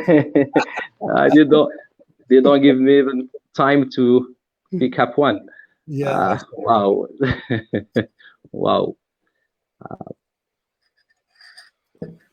Yes, I will pick up this one. How can performance-based assessments manifest in EFL classrooms? Yes. What you want in an assessment, you want the person preparing to be assessed to get more comprehensible input. That's the idea of assessment. We want, number one, the minimum assessment, and we don't want to test speaking. We don't want to test writing, because students will want to do more speaking and more writing. Teachers want to do more, and that does not cause language acquisition. Writing helps in other ways. It helps thinking, etc., but it doesn't help language acquisition. So whatever we call it, performance-based, etc., I would not base it on conversation and speaking. The only tests I would use are listening comprehension and reading comprehension. They correlate with all the others. That will save us billions of dollars and billions of hours of suffering, I think. Yes, I think no. I missed it again. So maybe not this question. Maybe another question about vocabulary, something like that.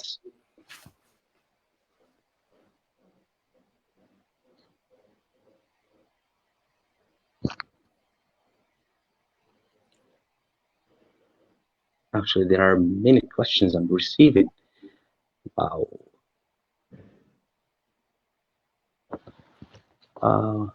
Yes, this one. What's the best way of teaching abstract concepts? I have no special wisdom on this. Relate the known, the unknown to the known, use diagrams, use figures, context, etc. But I don't have any special thing. What I have discovered, I'll give you a hypothesis. If you get lots of comprehensible input, if you read lots of novels, you will acquire abstract concepts like you never knew, okay? This is the way to get expertise in new areas. As Dr. Chomsky has said, we will find that novels is a better way of learning about people, concepts, etc., than psychology. Let me tell you one success story. I've been waiting for an excuse to talk about my cousin. Here we go, okay? Let me tell you about my cousin Evelyn, who is now 93, I think, and I talked to her a lot. We were very close all through our lives. And she told me once, wondering what to do with herself now, she said her late husband, Marty, who is wonderful, was a lawyer. He'd gone to law school. He had not gone to law school, but he had a law degree, and he knew a lot about law, and that helped him a lot. She said, Stephen, I want to know more about law. I'll take a class in legal terminology. I said, don't do that, Evelyn. I have a suggestion. Read novels by John Grisham. They're all legal novels. She tried it. She agreed that reading John Grisham novels, you read 10 of them, it's like a year of law school. You know concepts, abstract concepts, subtleties about the law you had no idea, and it's very, very pleasant. So that's a good lesson. You want to know about things you don't know? Do novels. Read more. Yes, Yeah, Professor. Yeah. Yes. Here is another question. As far as I understood, you mentioned that phonetic is acquired through reading. What do you think about those experiencing dyslexia? Okay, there have been several schools of thought about dyslexia, and there's probably evidence supporting all of them. One I found solves a lot of problems, probably not all, is that dyslexia is simply slow development. Give it time, give it the rich optimal input, and it'll be fine. Gosh, I'm sorry for forgetting her name, a New York professor. She will write me and scold me, and I deserve it. She found some cases of people who were considered dyslexic when they were young, but now as adults, they were quite literate. One had won a Nobel Prize. Many were published authors. She found what happened. They were considered classified as dyslexic when they were like 11 or 12. They found an area that they were very interested in, and started reading narrowly in that area, their dyslexia vanished. So in at least some cases, dyslexia is simply slow development. And many people have commented on this. We decide that these syllabi that we're following are kind of, the word of God, and they have to be in this order. No, they are arbitrary, made up by people, sometimes on very little evidence. Let people move at their own speed, find out what their interests are. And Professor Chomsky has talked about this as well, and everything will happen. Let them read narrowly in their area, start with comic books, and they will be fine. The other cases where there's some real mechanical problem, I really don't know. I think this variable has to be separated in the professional literature. Is phonics the answer? I kind of doubt it, because phonics doesn't work that well with children without dyslexia. So what I would do is try to use what works in general, and that is lots of interesting reading, take our time, let them develop. Thank you very much. Professor, here is another question. Does all language, let's say, acquisition take place in the mind? Isn't there a place or a role for emotion in the process? Oh, of course, yes. I talked about this a little bit. If you're upset, if you're nervous, you're not going to do well. If you're excited, you're going to do a lot better. If there's someone you really like, you identify, you start speaking the way they do. Absolutely. Our lives are just drenched with emotion. It affects absolutely everything we do. I don't have an expertise on it. I just recognize its importance. We had this concept of the affective filter years ago, which I still think there's a lot of merit to it. If you're upset, nervous, etc., you may understand the input, but it won't penetrate. It won't penetrate those parts of the brain that do language acquisition, etc. If you don't feel like you're one with the group, the output filter will come into play. This is a wonderful area for research, totally important, of course. Thank you very much. Here is another question, maybe the one I missed. How can translation contribute to improve language? Okay, we're using it a little bit. We're not doing concrete translation. Say it in one language, say it in the other. That's a guarantee of failure, because you won't be paying attention, you'll be translating. And what I find annoying is that these bilingual books are very successful, where there's a story in French and then the same story in English, and people like them. Language lovers like them. People like us who are fascinated and like making comparisons, okay? I don't think they help much. What you want is a really good story. But the way Benico Mason uses it, I think, is great value. And the way it's used in bilingual education, I think, has value. An occasional brief translation, sure. Probably no harm, probably can open things up. We have been debating how much of it is important and necessary. Bilingual education really understands it. What they say is, a child comes to the country, let's say is 8 years old, comes from the United States, from Mexico. He gets a good education, he's had some education in Spanish. You continue that in Spanish. You continue building up his content in Spanish. That means he understands more of the world. When he gets the subjects in English, he'll understand them more. And he may get interested in certain authors in Spanish and want to read other authors in the same topic. So I think translation can help as long as it's in the service of making input comprehensible. Technology, yes. Oh, I can do this. Could technology turn learning into acquisition? Does it help? Well, I don't think anything will turn learning into acquisition. The traditional methods are based on the hypothesis that first you learn it, you practice it over and over again, and gradually the brain treats it as acquired. I think there is overwhelming evidence that this does not happen. This is a totally different process. So technology, you can do a wrong thing better, more efficiently with technology, but it won't make it better, in my opinion. So there are other good uses of technology. Let's do those. Yes, I think there are hundreds of questions. I cannot even stop them. So anyway, yes.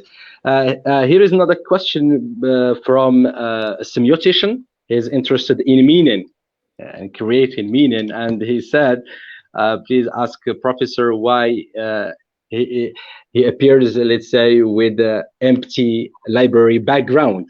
Does it have a meaning? Does what have a meaning?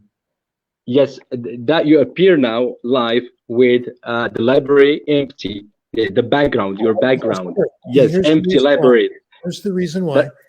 Here, I'll tell you the Does this reason. have a meaning? Yeah. Yes, it does. You can ask that question. Interesting. Yeah, I just had my 80th birthday. Okay, feeling pretty good. Which means I'm getting older. My wife is getting older. We don't need this house. Okay, it's time to start thinking about getting something cheaper. Unless, our fantasy is that the children will all move in with us, which would be wonderful. Okay, but if that doesn't happen, we've got to start giving things away. And I'm doing what Professor Chomsky talked about, of giving books away where I can. So that's why you see the empty shelves. I've probably given away. Well, Thomas Jefferson gave 6,000 books away to help start the Library of Congress. I think I've given 6,000 away too. We all are doing this, people my age. That's why they're empty. Thank you very How much. can we motivate students to learn English? Okay, Veronica, if I may call you by your first name, this is the answer. You can't. You can't say you should learn English because it's good for you. But what you can do is get them excited about reading something, is have interesting discussion. It's the topic that we're interested in. Not getting them interested in English, but getting them interested in reading more about various things. Get them interested in reading Noam Chomsky. His books are available in English. You'll probably find it easier to find in English. Your students will. Their English will improve. In fact, everything about them will improve. No question. So that's the secret. Okay, the internet and getting away from books. They may have good performance, but not knowledge. I will give you my expert opinion. I don't know. We don't have the research yet. It's a very fair question. From the research up till 2010, as I mentioned, there was no decline in reading, although people love to pretend there is. They love to talk about it when the data simply didn't show it at all. Over 40 years, there's no decline. They read different things. There's more reading off screens, okay? They're reading different things, but they're still reading a lot. So I'm not too worried about this. And if the next question, which is part of your question, which is very good, is this affecting their knowledge of the world, their subject matter knowledge? Are people still learning things from reading the way they used to? I don't know. I depend on you to do the research. I will read it and report on it. Yes, here is another question about fossilization. Yes. Well, before saying when does the second language fossilize, I will ask, does it fossilize? Is it only the output filter? Is it only because we don't consider ourselves to be members of a group, or because we don't get enough input? The things that fossilize, persistent errors, are generally late acquired. Let me give you some personal data on this. Case of possible fossilization. One of my friends at the University of Southern California, when I was in the linguistics department, was my neighbor, Masayoshi Shibatani, who studied with Professor Chomsky and did his dissertation on Japanese syntax. And Dr. Shibatani, really nice guy. He was my expert on English too. He knew more about English than anybody I knew. So I always went to him with questions because he always knew the answers. And we became pretty good friends. In fact, my son ran into his daughter recently after all these years. It was very nice. Now, Dr. Shibatani, when he wrote in English, it was perfect. In speaking, I noticed he occasionally dropped the third person singular. He has known that rule since he was 9 years old, okay? And he knows that rule better than anyone in California, I'm sure. So the answer is not learning the rule. The answer is going to be with continuing to get input, but considering yourself a member of the group that uses that item. That is going to be, it's a wide open area for research. I don't think fossilization, I suspect that fossilization doesn't really happen. Also, in looking at Merrill Swain's research, I have found glimpses of evidence that show that kids fossilize, they eventually get it, it just takes longer. So what's the problem? If it's a rule like the third person singular, that doesn't matter that much for communication, and it's generally stuff like that. So I would say, don't worry about it.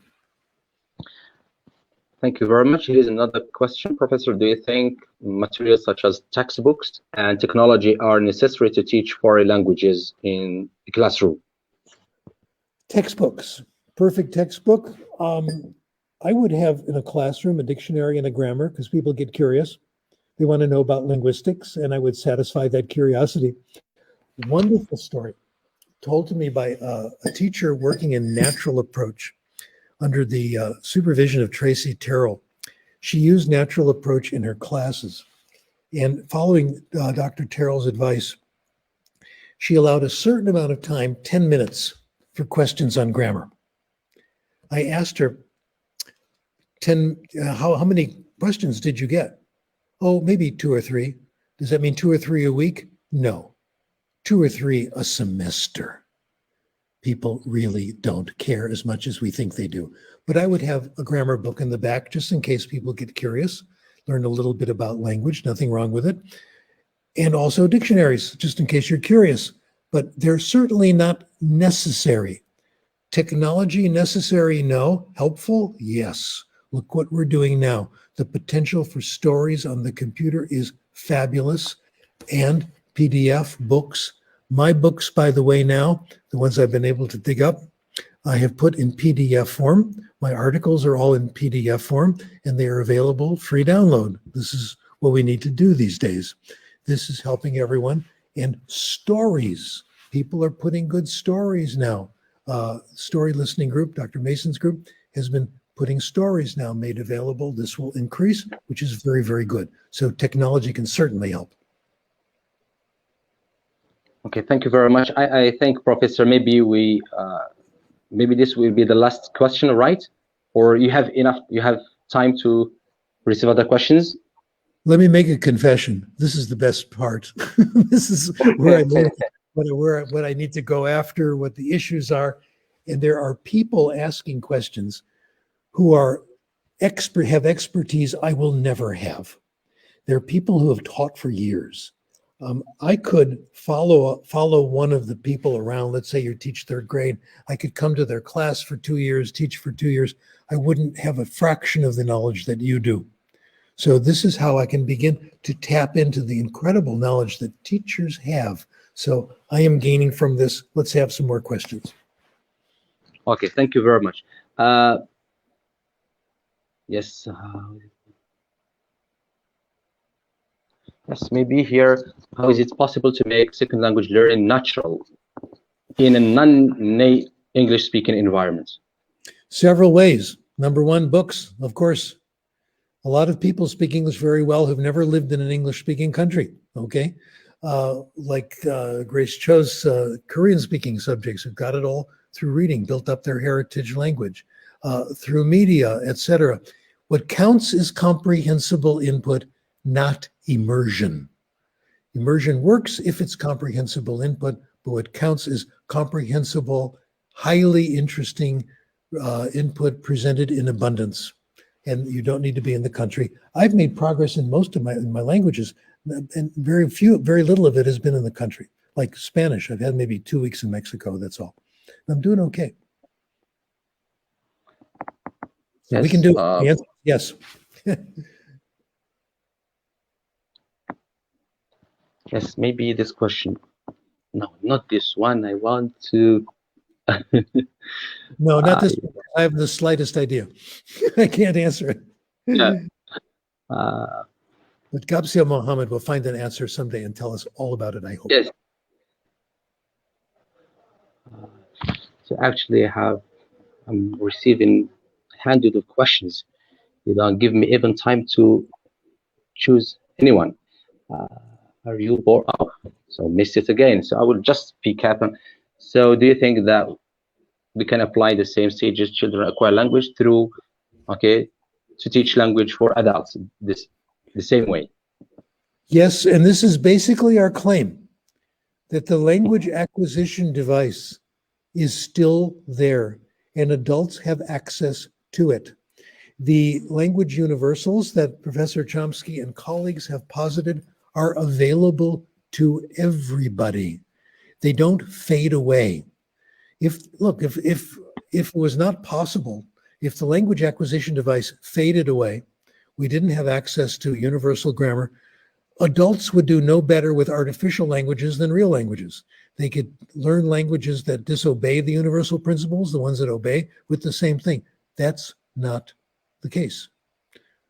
The studies done now, Bonnie Schwartz's study, other colleagues, are investigating whether these universals are available to adults. Very encouraging. Can online teaching be as powerful as face-to-face? I don't know. I hope so. I suspect so. We need to keep doing it. It can be very powerful, that's for sure. So why not keep doing it? Yes, here's another question. Yes. Al-Hadim, I love this question. What's the best way to teach writing to ESL students? My goodness. Let me talk about writing. More writing will not make you a better writer. It's output. But writing, here we change the topic. The topic is how we use writing to help thinking. Writing can make you smarter. Writing can help you solve problems. And the way it works is this. You write something down, you realize it isn't quite right, you go back and revise, and it comes better and better and better. The secret in writing is revision. Having read all the research on revision, I am so happy when I have to revise because I'm learning something new. I'll tell you a story. This was told to me by my son and my daughter-in-law who went to school at the University of Texas where they met. And one of their professors was John Tate, who passed away recently, and he was one of the great living mathematicians. And someone once asked him, "What is your work day like?" And he said, "Well, about 20% of the time I'm doing good work. About 30% I'm making mistakes. And the rest of the time I'm sitting around wondering how I could be so stupid, how I can make so many." This is John Tate, one of the great masters. Revision. We're making mistakes all day long. There's nothing wrong with being wrong. In fact, being wrong is part of the process. You go back and revise, go back and revise, go back and revise.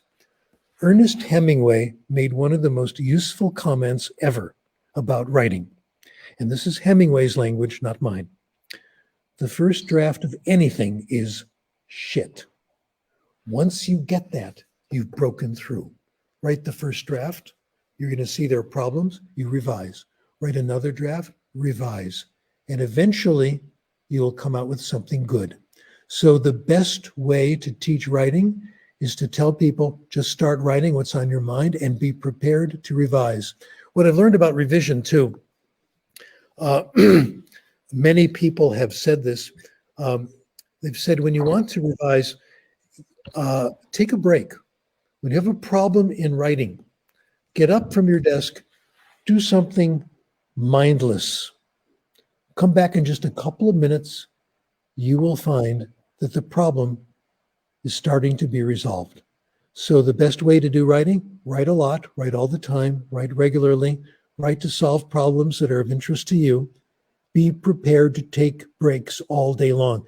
What I do during breaks is I do dishes or clean up my office, just put away a couple of things, then go back. That's how we can deal with the inauthentic labor of life. So that's wisdom on writing. If a child was born in a bilingual multilingual, would he be able to acquire the whole languages simultaneously? Maybe. Can you acquire all the languages around you simultaneously? If you get comprehensible input from people you connect with, yes. It will take a little longer. What we've seen in the research on bilingual children who grow up in a rich bilingual environment, they do grow up to be bilingual, if parents keep it up. There is a small period of several months where they mix the language. Then it goes away. Not to worry. It's going to be fine. Maybe. Okay. No, yeah. Are we born ready to learn language? Yes, I think Professor Chomsky is absolutely correct. And I feel that he's more correct all the time. It is innate. The universal principles are there when you provide the right kind of input, meaningful input, interesting messages that are comprehensible. The language acquisition device goes into action, and it goes into action without our consciously trying to do it. We're born ready to learn language. Okay.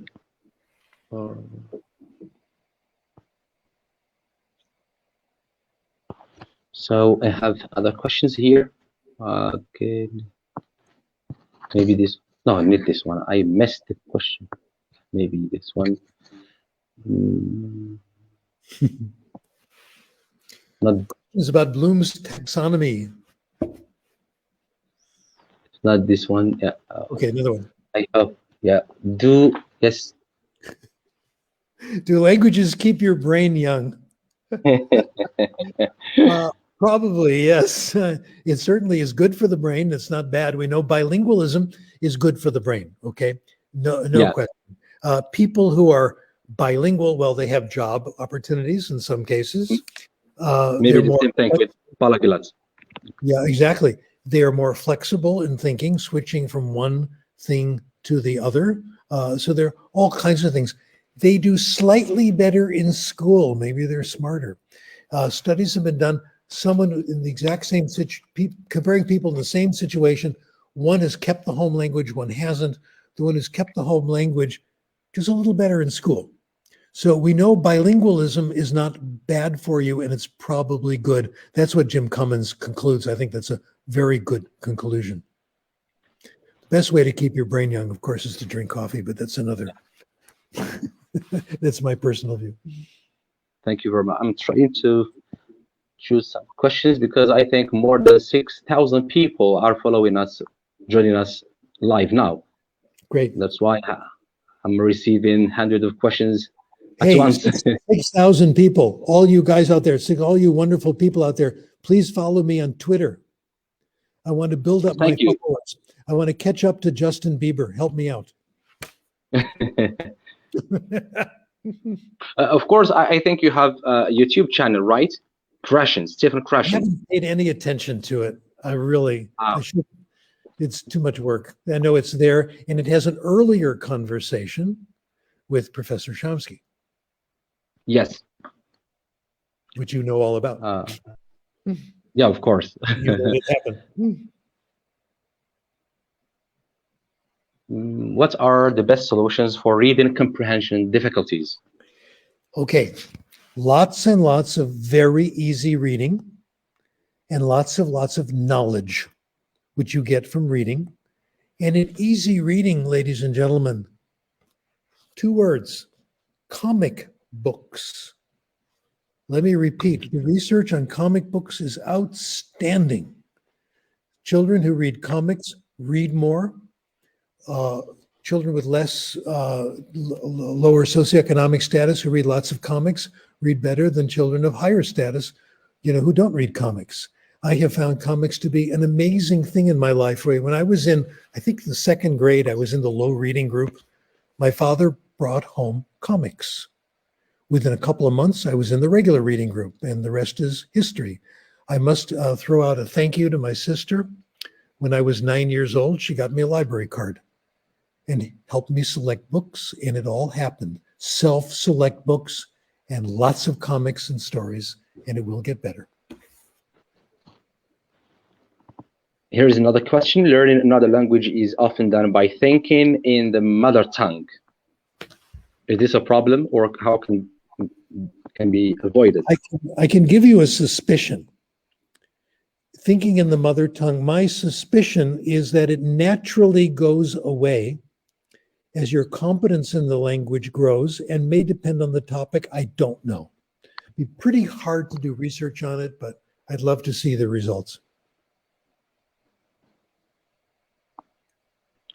When I hear a story in another language and it's interesting, or read a good book, the first language is nowhere around. And I'm sure that's true with you too. Yeah. Yes. How precisely could we make the content is comprehensible without using grammar translation? We So can I make think it we already precise, we can make it precise enough where it makes sense. And that opens the door to acquisition. If you rely on grammar translation and translation all the way through, people will never read. And there will be very little acquisition. So a little bit of background knowledge, as I've talked about, yeah, that could be helpful. But for the most part, don't worry about it. It'll go away. Code switching. The next question. Is code switching effective to develop linguistic competence? Maybe. It's pretty hard to stop. I've done it a lot. And it helps move the conversation along sometimes and makes it more fluent and more fun sometimes. I don't think it's harmful at all. Might be helpful, but there's no research I know of. There is research in bilingual education that says that use of the first language helps, that concurrent translation, translating every sentence as you go, is not helpful. So we can learn things from that. Occasional help, yes. Constant translation, no. Yes, maybe to what extent the age or affects for language acquisition, particularly the old age learners. Yes. Let me talk about my therapist. My language therapist is a guy named Steve Kaufman. I get great advice from him. He's a famous polyglot, and he also always says, he always says these wise things. So I pay very close attention to him. Steve Kaufman knows about 20 languages. I mean, he's really good. I have been with him, seeing him speak these languages. I've been with him when he spoke in Chinese. He's been amazing. I have been with him. I'm moving over because I'm running out of battery where I can plug in. I have been with him when he's listened to a lecture in French and he's asked questions. We've had dinner together at restaurants where the language is Spanish. He's done very well. He's really good. Here's what he says. 20 languages. He's done 6 of them since age 62. Wow. I met Lom Kato, famous polyglot from Hungary, who was doing language acquisition well into her 70s and 80s. I don't think there's a limit. I think we can do it at any age. Testable hypothesis, and I'm testing it right now because I'm still very active with languages right now. And I'd like to hear, it'd be fun if people would share their experiences, older people. Looking for the plug. High tech. Yes. Okay. Do I think men and women acquire a language differently? Yes. In profoundly, no. I think it's fundamentally the same process. Okay. So still comprehensible input, etc.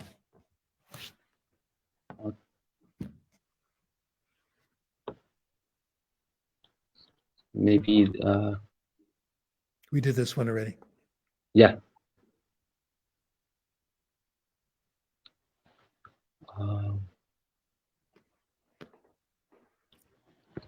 Yeah. How can we rely on the effective filter hypothesis 100% to improve the language?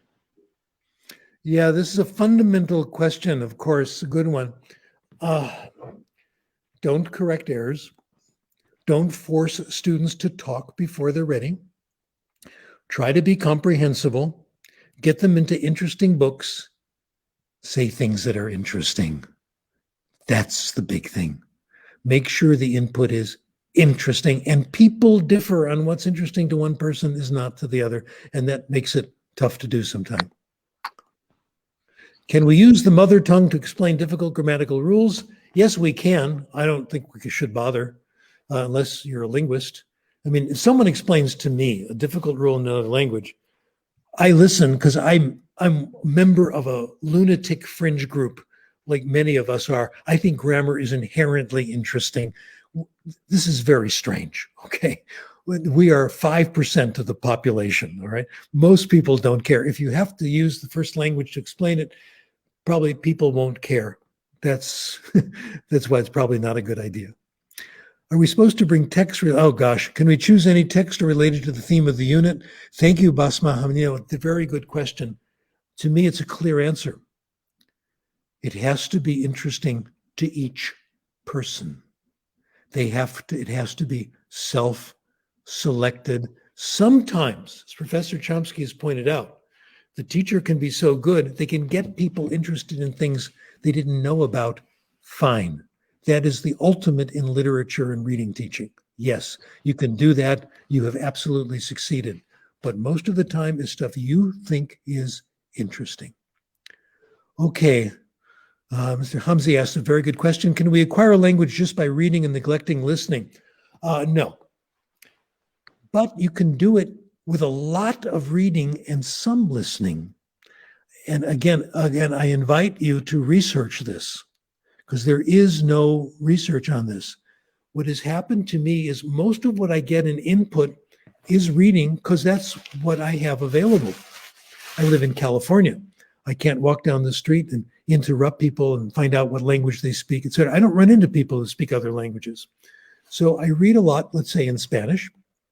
I read a lot in French, occasionally in German. Occasionally I'll find someone who knows that language. And it might be, I had a conversation in German a few months ago. I hadn't spoken German in 5 years. It didn't matter because I'd been reading in German and I had the background. So reading is still, for many of us, the core. If you could get stories to listen to and broadcast, fine. I haven't found much like that for myself that's of interest to me. Okay, next question. Yeah, I missed it. So he want to teach his maybe kids 2 languages at the same time. Okay. How can he encourage them? Yes. Here are the rules. Speak the language in the language you want to. Some people say 1 language, 1 child. I don't know, maybe that works. I know it's done a lot and it does work. Don't worry about what they say. Don't worry if they don't answer you in that language. If the language is, let's say you're in Morocco and you're trying to do English and you speak Arabic and English at home, don't worry if they don't answer you in English. They're not going to. When they go to school, they're going to use the language of school. They're going to use the language of their French. But it's going to be there. I had, again, personal anecdote, very good friends where the father was from Kerala, from India, and his language was Malayalam. Mother was from New Jersey, native language English. Dad always spoke Malayalam to the children, okay? They always answered in English. Mom always spoke English. Then they moved to Kerala. Within a short time, a few weeks, they started speaking Malayalam. It was all there, folks. Don't worry. The comprehension is the core of the language. When the time comes, they will do just fine. Another story, which I think one of the experts on bilingualism, Werner Leopold, talked about. I've heard about it. I haven't found it in any of his books. He lived in Southern California, Santa Monica, close to where I live. And he spoke German to his older daughter, and she always answered him in English. I'm sorry, younger daughter. She always answered him in English. And it went on for years and years. He never heard her speak German. And they had a wonderful father-daughter relationship. They talked, they spoke, great relationship. He spoke German, she spoke English. Then they went to Germany. She was a teenager, 17 years old. He had never heard her speak German ever. They went to a party. She met a young man. He was amazed to hear this beautiful German come from her mouth. I don't know if that really happened. People have told me about it. I would love to find out and hear similar stories. Yeah, maybe here we can talk about the importance of the silence period. Yeah, that's what it had. She had 17 years silent period. Exactly. Okay. Yeah. Is it forbidden for anyone to use the first language in an EFL class? No, I would not forbid it. If there's a problem, I would settle it. If it's an occasional word that helps in making things comprehensible, fine. This story is about 2 puppies who went to Mars in a spaceship. Then it gives you some idea of what's going on, but you can't let it dominate the class. Your goal is to give comprehensible input in the second language. Interesting. So they can use the first language in class. A little bit, yeah, not a lot. Interesting. Okay. There. Is learning grammar useful in learning a language? Not a lot. Not, well, again, grammar has, conscious knowledge of grammar has only one function for us, and that's so we can correct ourselves while we're talking. We can correct ourselves when we write. If you try to use this in conversation, it's going to make it very hard to say things.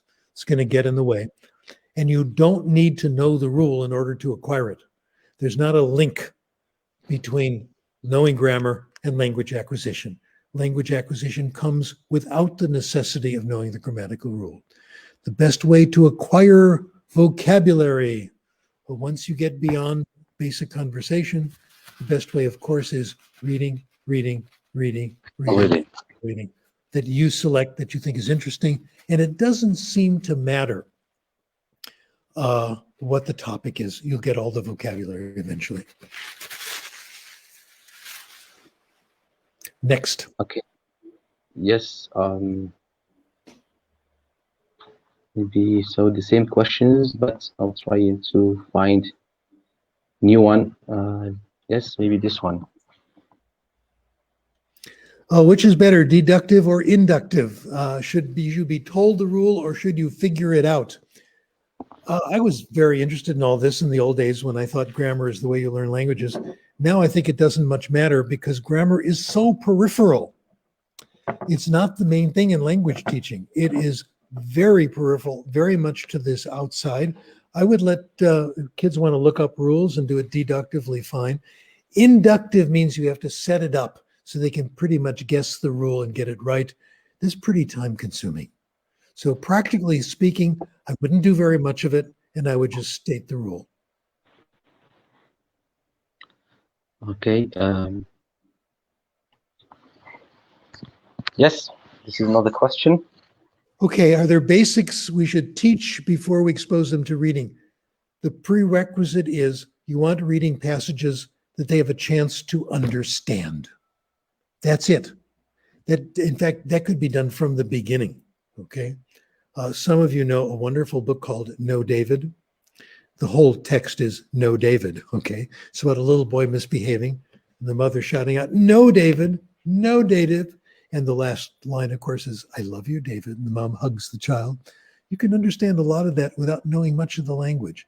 We want easy books, as easy as possible.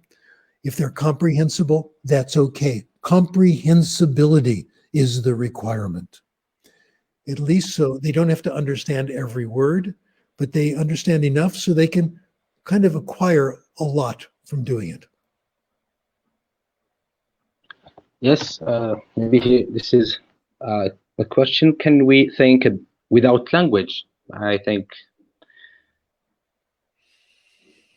maybe he wants to talk about the use of images.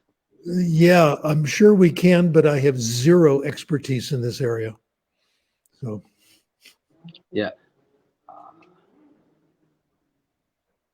Yes.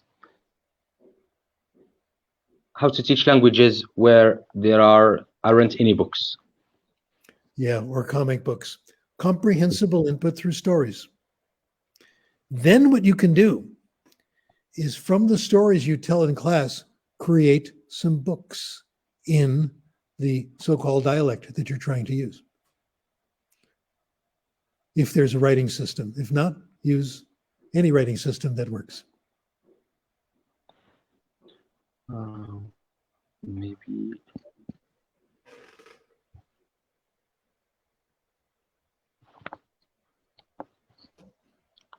So, yes, this is another question. Please take my question. Do you think that... Okay, in the case of natural acquisition, learners are subconscious, as in first language, or in the case of naturalistic second language, people are conscious to at least a certain extent. The real question here is, does natural second language acquisition require consciousness, or does consciousness arrive? It said, I am sure that you don't need consciousness to acquire language. That's, I think, pretty well established. But for people like us, who are in love with the study of language, who find it pleasing and interesting to learn about grammar, and again, we are the minority, all right? We sometimes can't help but think about rules. Please don't feel guilty. It's not necessary, but if you do it, enjoy yourself. I do it. I can't help it. Most of the time I don't. The more interesting the input is, the less I do it. In fact, I've had this experience. Reading in Spanish has been so much fun. At the same time, I was reading two books. One was a book by Isabella Allende in real Spanish for native speakers by native speakers. It's the story of Zorro, which I found just fascinating. Isabella Allende is a wonderful author. At the same time, I found myself reading a graded reader, which was much easier, and it had a dictionary in the back. I was tempted to look up every word in the dictionary just to make sure I got it right, occasionally look up a grammar rule.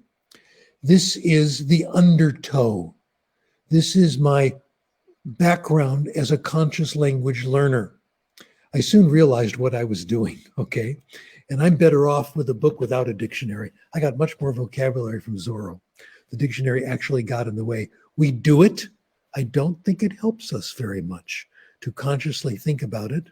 And the way to get around it is have something interesting. I wasn't even tempted to look up words when I was reading Zorro because the story was so interesting, I forgot that it was in another language. So have these experiences through cartoons or what is the word? Games. Okay, games. Yes, it is possible to make progress in language through games. I am an admirer of many of the games. I think many of the games are absolute genius. When my son was into gaming, he said a lot of them are much harder than anything we do in school. Okay. Yeah. How much language do you get? There is some. Yeah. But some games are more verbal than others. But I don't think you'll do as well as you do in reading. Again, I might be wrong. There might be these complicated, wonderful games that involve a lot of language and comprehensible input. And if they develop those and they come around, that's wonderful. Go do it. Okay, thank you very much, Professor. I think we are running more than 2 hours. Yep. I'm still receiving questions, I think. So,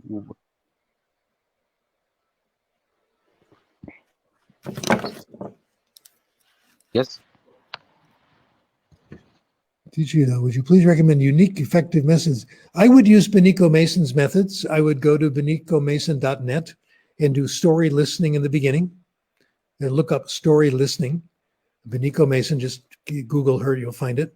And we've co-authored things. You find it in my website, sdcrashen.com. And the intermediate method, which is gradual, graded, self-selected reading, gradually moving into reading material, starting with easy. When you've reached the stage that students can read so-called authentic books written by native speakers for native speakers, you're done. You've done it. That's the goal. They won't need you anymore. My Spanish is not perfect. It would not help me to take a Spanish class because I can already read authentic Spanish. I can already have conversations with mildly cooperative native speakers, okay? So I don't need the class. I can get the comprehensible input elsewhere. The class is designed to bring you to the point where you can use the real world, and that is the point of all education. The point of education is not to make you a master. The point of education is to make you a participant, and then it happens on your own when you're in the outside world, to make the real world comprehensible. So that's what we want to do with beginners. Yes, I think we cannot take all questions because I'm still receiving hundreds of questions. Wow. Maybe, yes. Okay, is there a possibility to have a context for teaching English as a lingua franca? English is the universal lingua franca. In the 40 years or 50 years or so I've been traveling, I have seen the change. In the old days, yeah, you could go speak other languages. Now it's English everywhere you go in large cities, hotels, restaurants, etc. When you speak the other language, they answer you in English no matter where you go. I have family in Israel. I'm very fond of. We get along very, very well. The kids my age, they're now all in their 80s and 70s. They speak English as well as I do, okay? Some of them better. The older folks, I spoke Hebrew and Yiddish, okay? Mostly Yiddish, which I really enjoyed. The younger people, forget it. It's been everywhere. Airlines speak English to each other. When Korea talks to Poland, they speak English. We are speaking, Morocco talks to California. We are speaking English all the time. It has already happened. I wonder about the future of other languages. What's going to happen? Someone coined the phrase killer languages, that Spanish is a killer language of indigenous Indian languages. English is the massive killer language of all. And I wonder if it's only a matter of time. So maybe, Professor, I'm going to take other two questions before we, yeah. So because we are going to dwell in here, and they bombarded you with questions, and I think this will last maybe even for hours, 4 hours, and we will not finish. Yeah, how can we develop humor competence in them? Well, I have collections of jokes. I use them in my speeches, and I think they're wonderful. One of us should start writing some joke books in basic English, more advanced, more sophisticated, keep it simple. I think people are already doing it with riddles. I think it's a great idea. We can develop humor by telling jokes. A great way to do it. I love the question. Please do it. And I would like other people to do it in the languages I am trying to acquire. Great, great idea. Love the question. Yeah. Yes. I'm sorry for others because I haven't taken your questions, but lots of questions actually. I'll do maybe. How do you understand a language when spoken and written, but you cannot speak it? Our comprehension is always going to be ahead of our productions. That could be one reason. Another is you don't feel like a member of the group. You're not comfortable using it. But I would like to interview people who have this problem to see what they say about it. What are their thoughts and feelings? Very good question.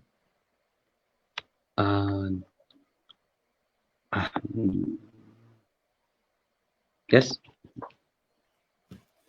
Does co-teaching have positive effects on learners' writing skills? It depends on how it's done, co-teaching, with two teachers, etc. I don't know. I would have to see things tried out. In terms of writing, to get the writing code, people have to do a lot of reading, and maybe you can stimulate reading, present people with other options.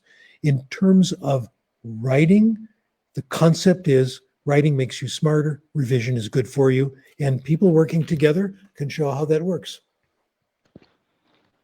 Is it really following a natural order? Oh, yes, absolutely.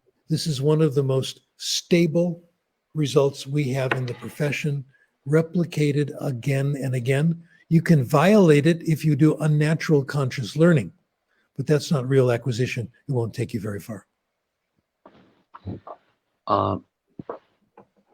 Great. Let me conclude with this one. How can we design a curriculum? What are the elements of a good syllabus?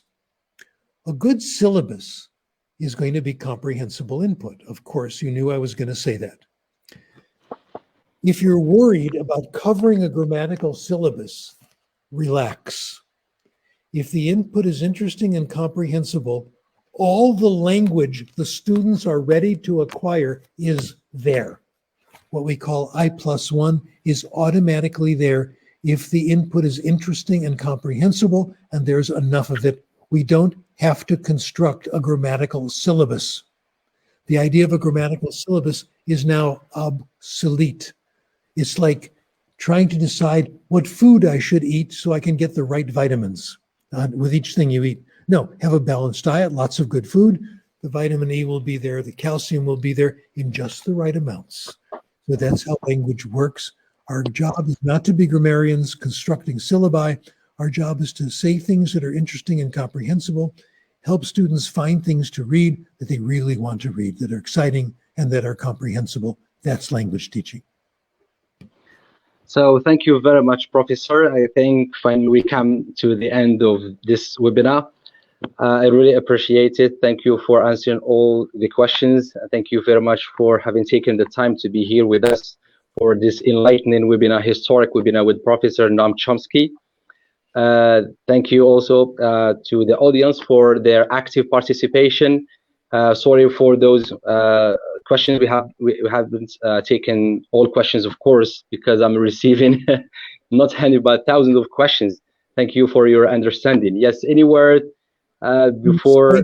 Thank you for the invitation, for interacting with you, and the opportunity to converse with Noam Chomsky. Oh my goodness. This was absolutely amazing. So thanks for that.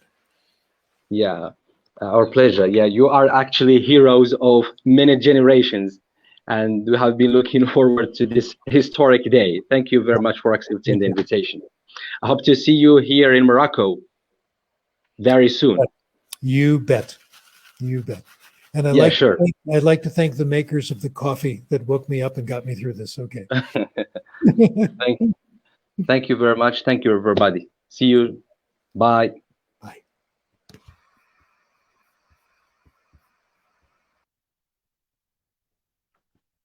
Yes, thank you very much, everybody. So I think this webinar will be translated into Arabic for those who don't speak Arabic.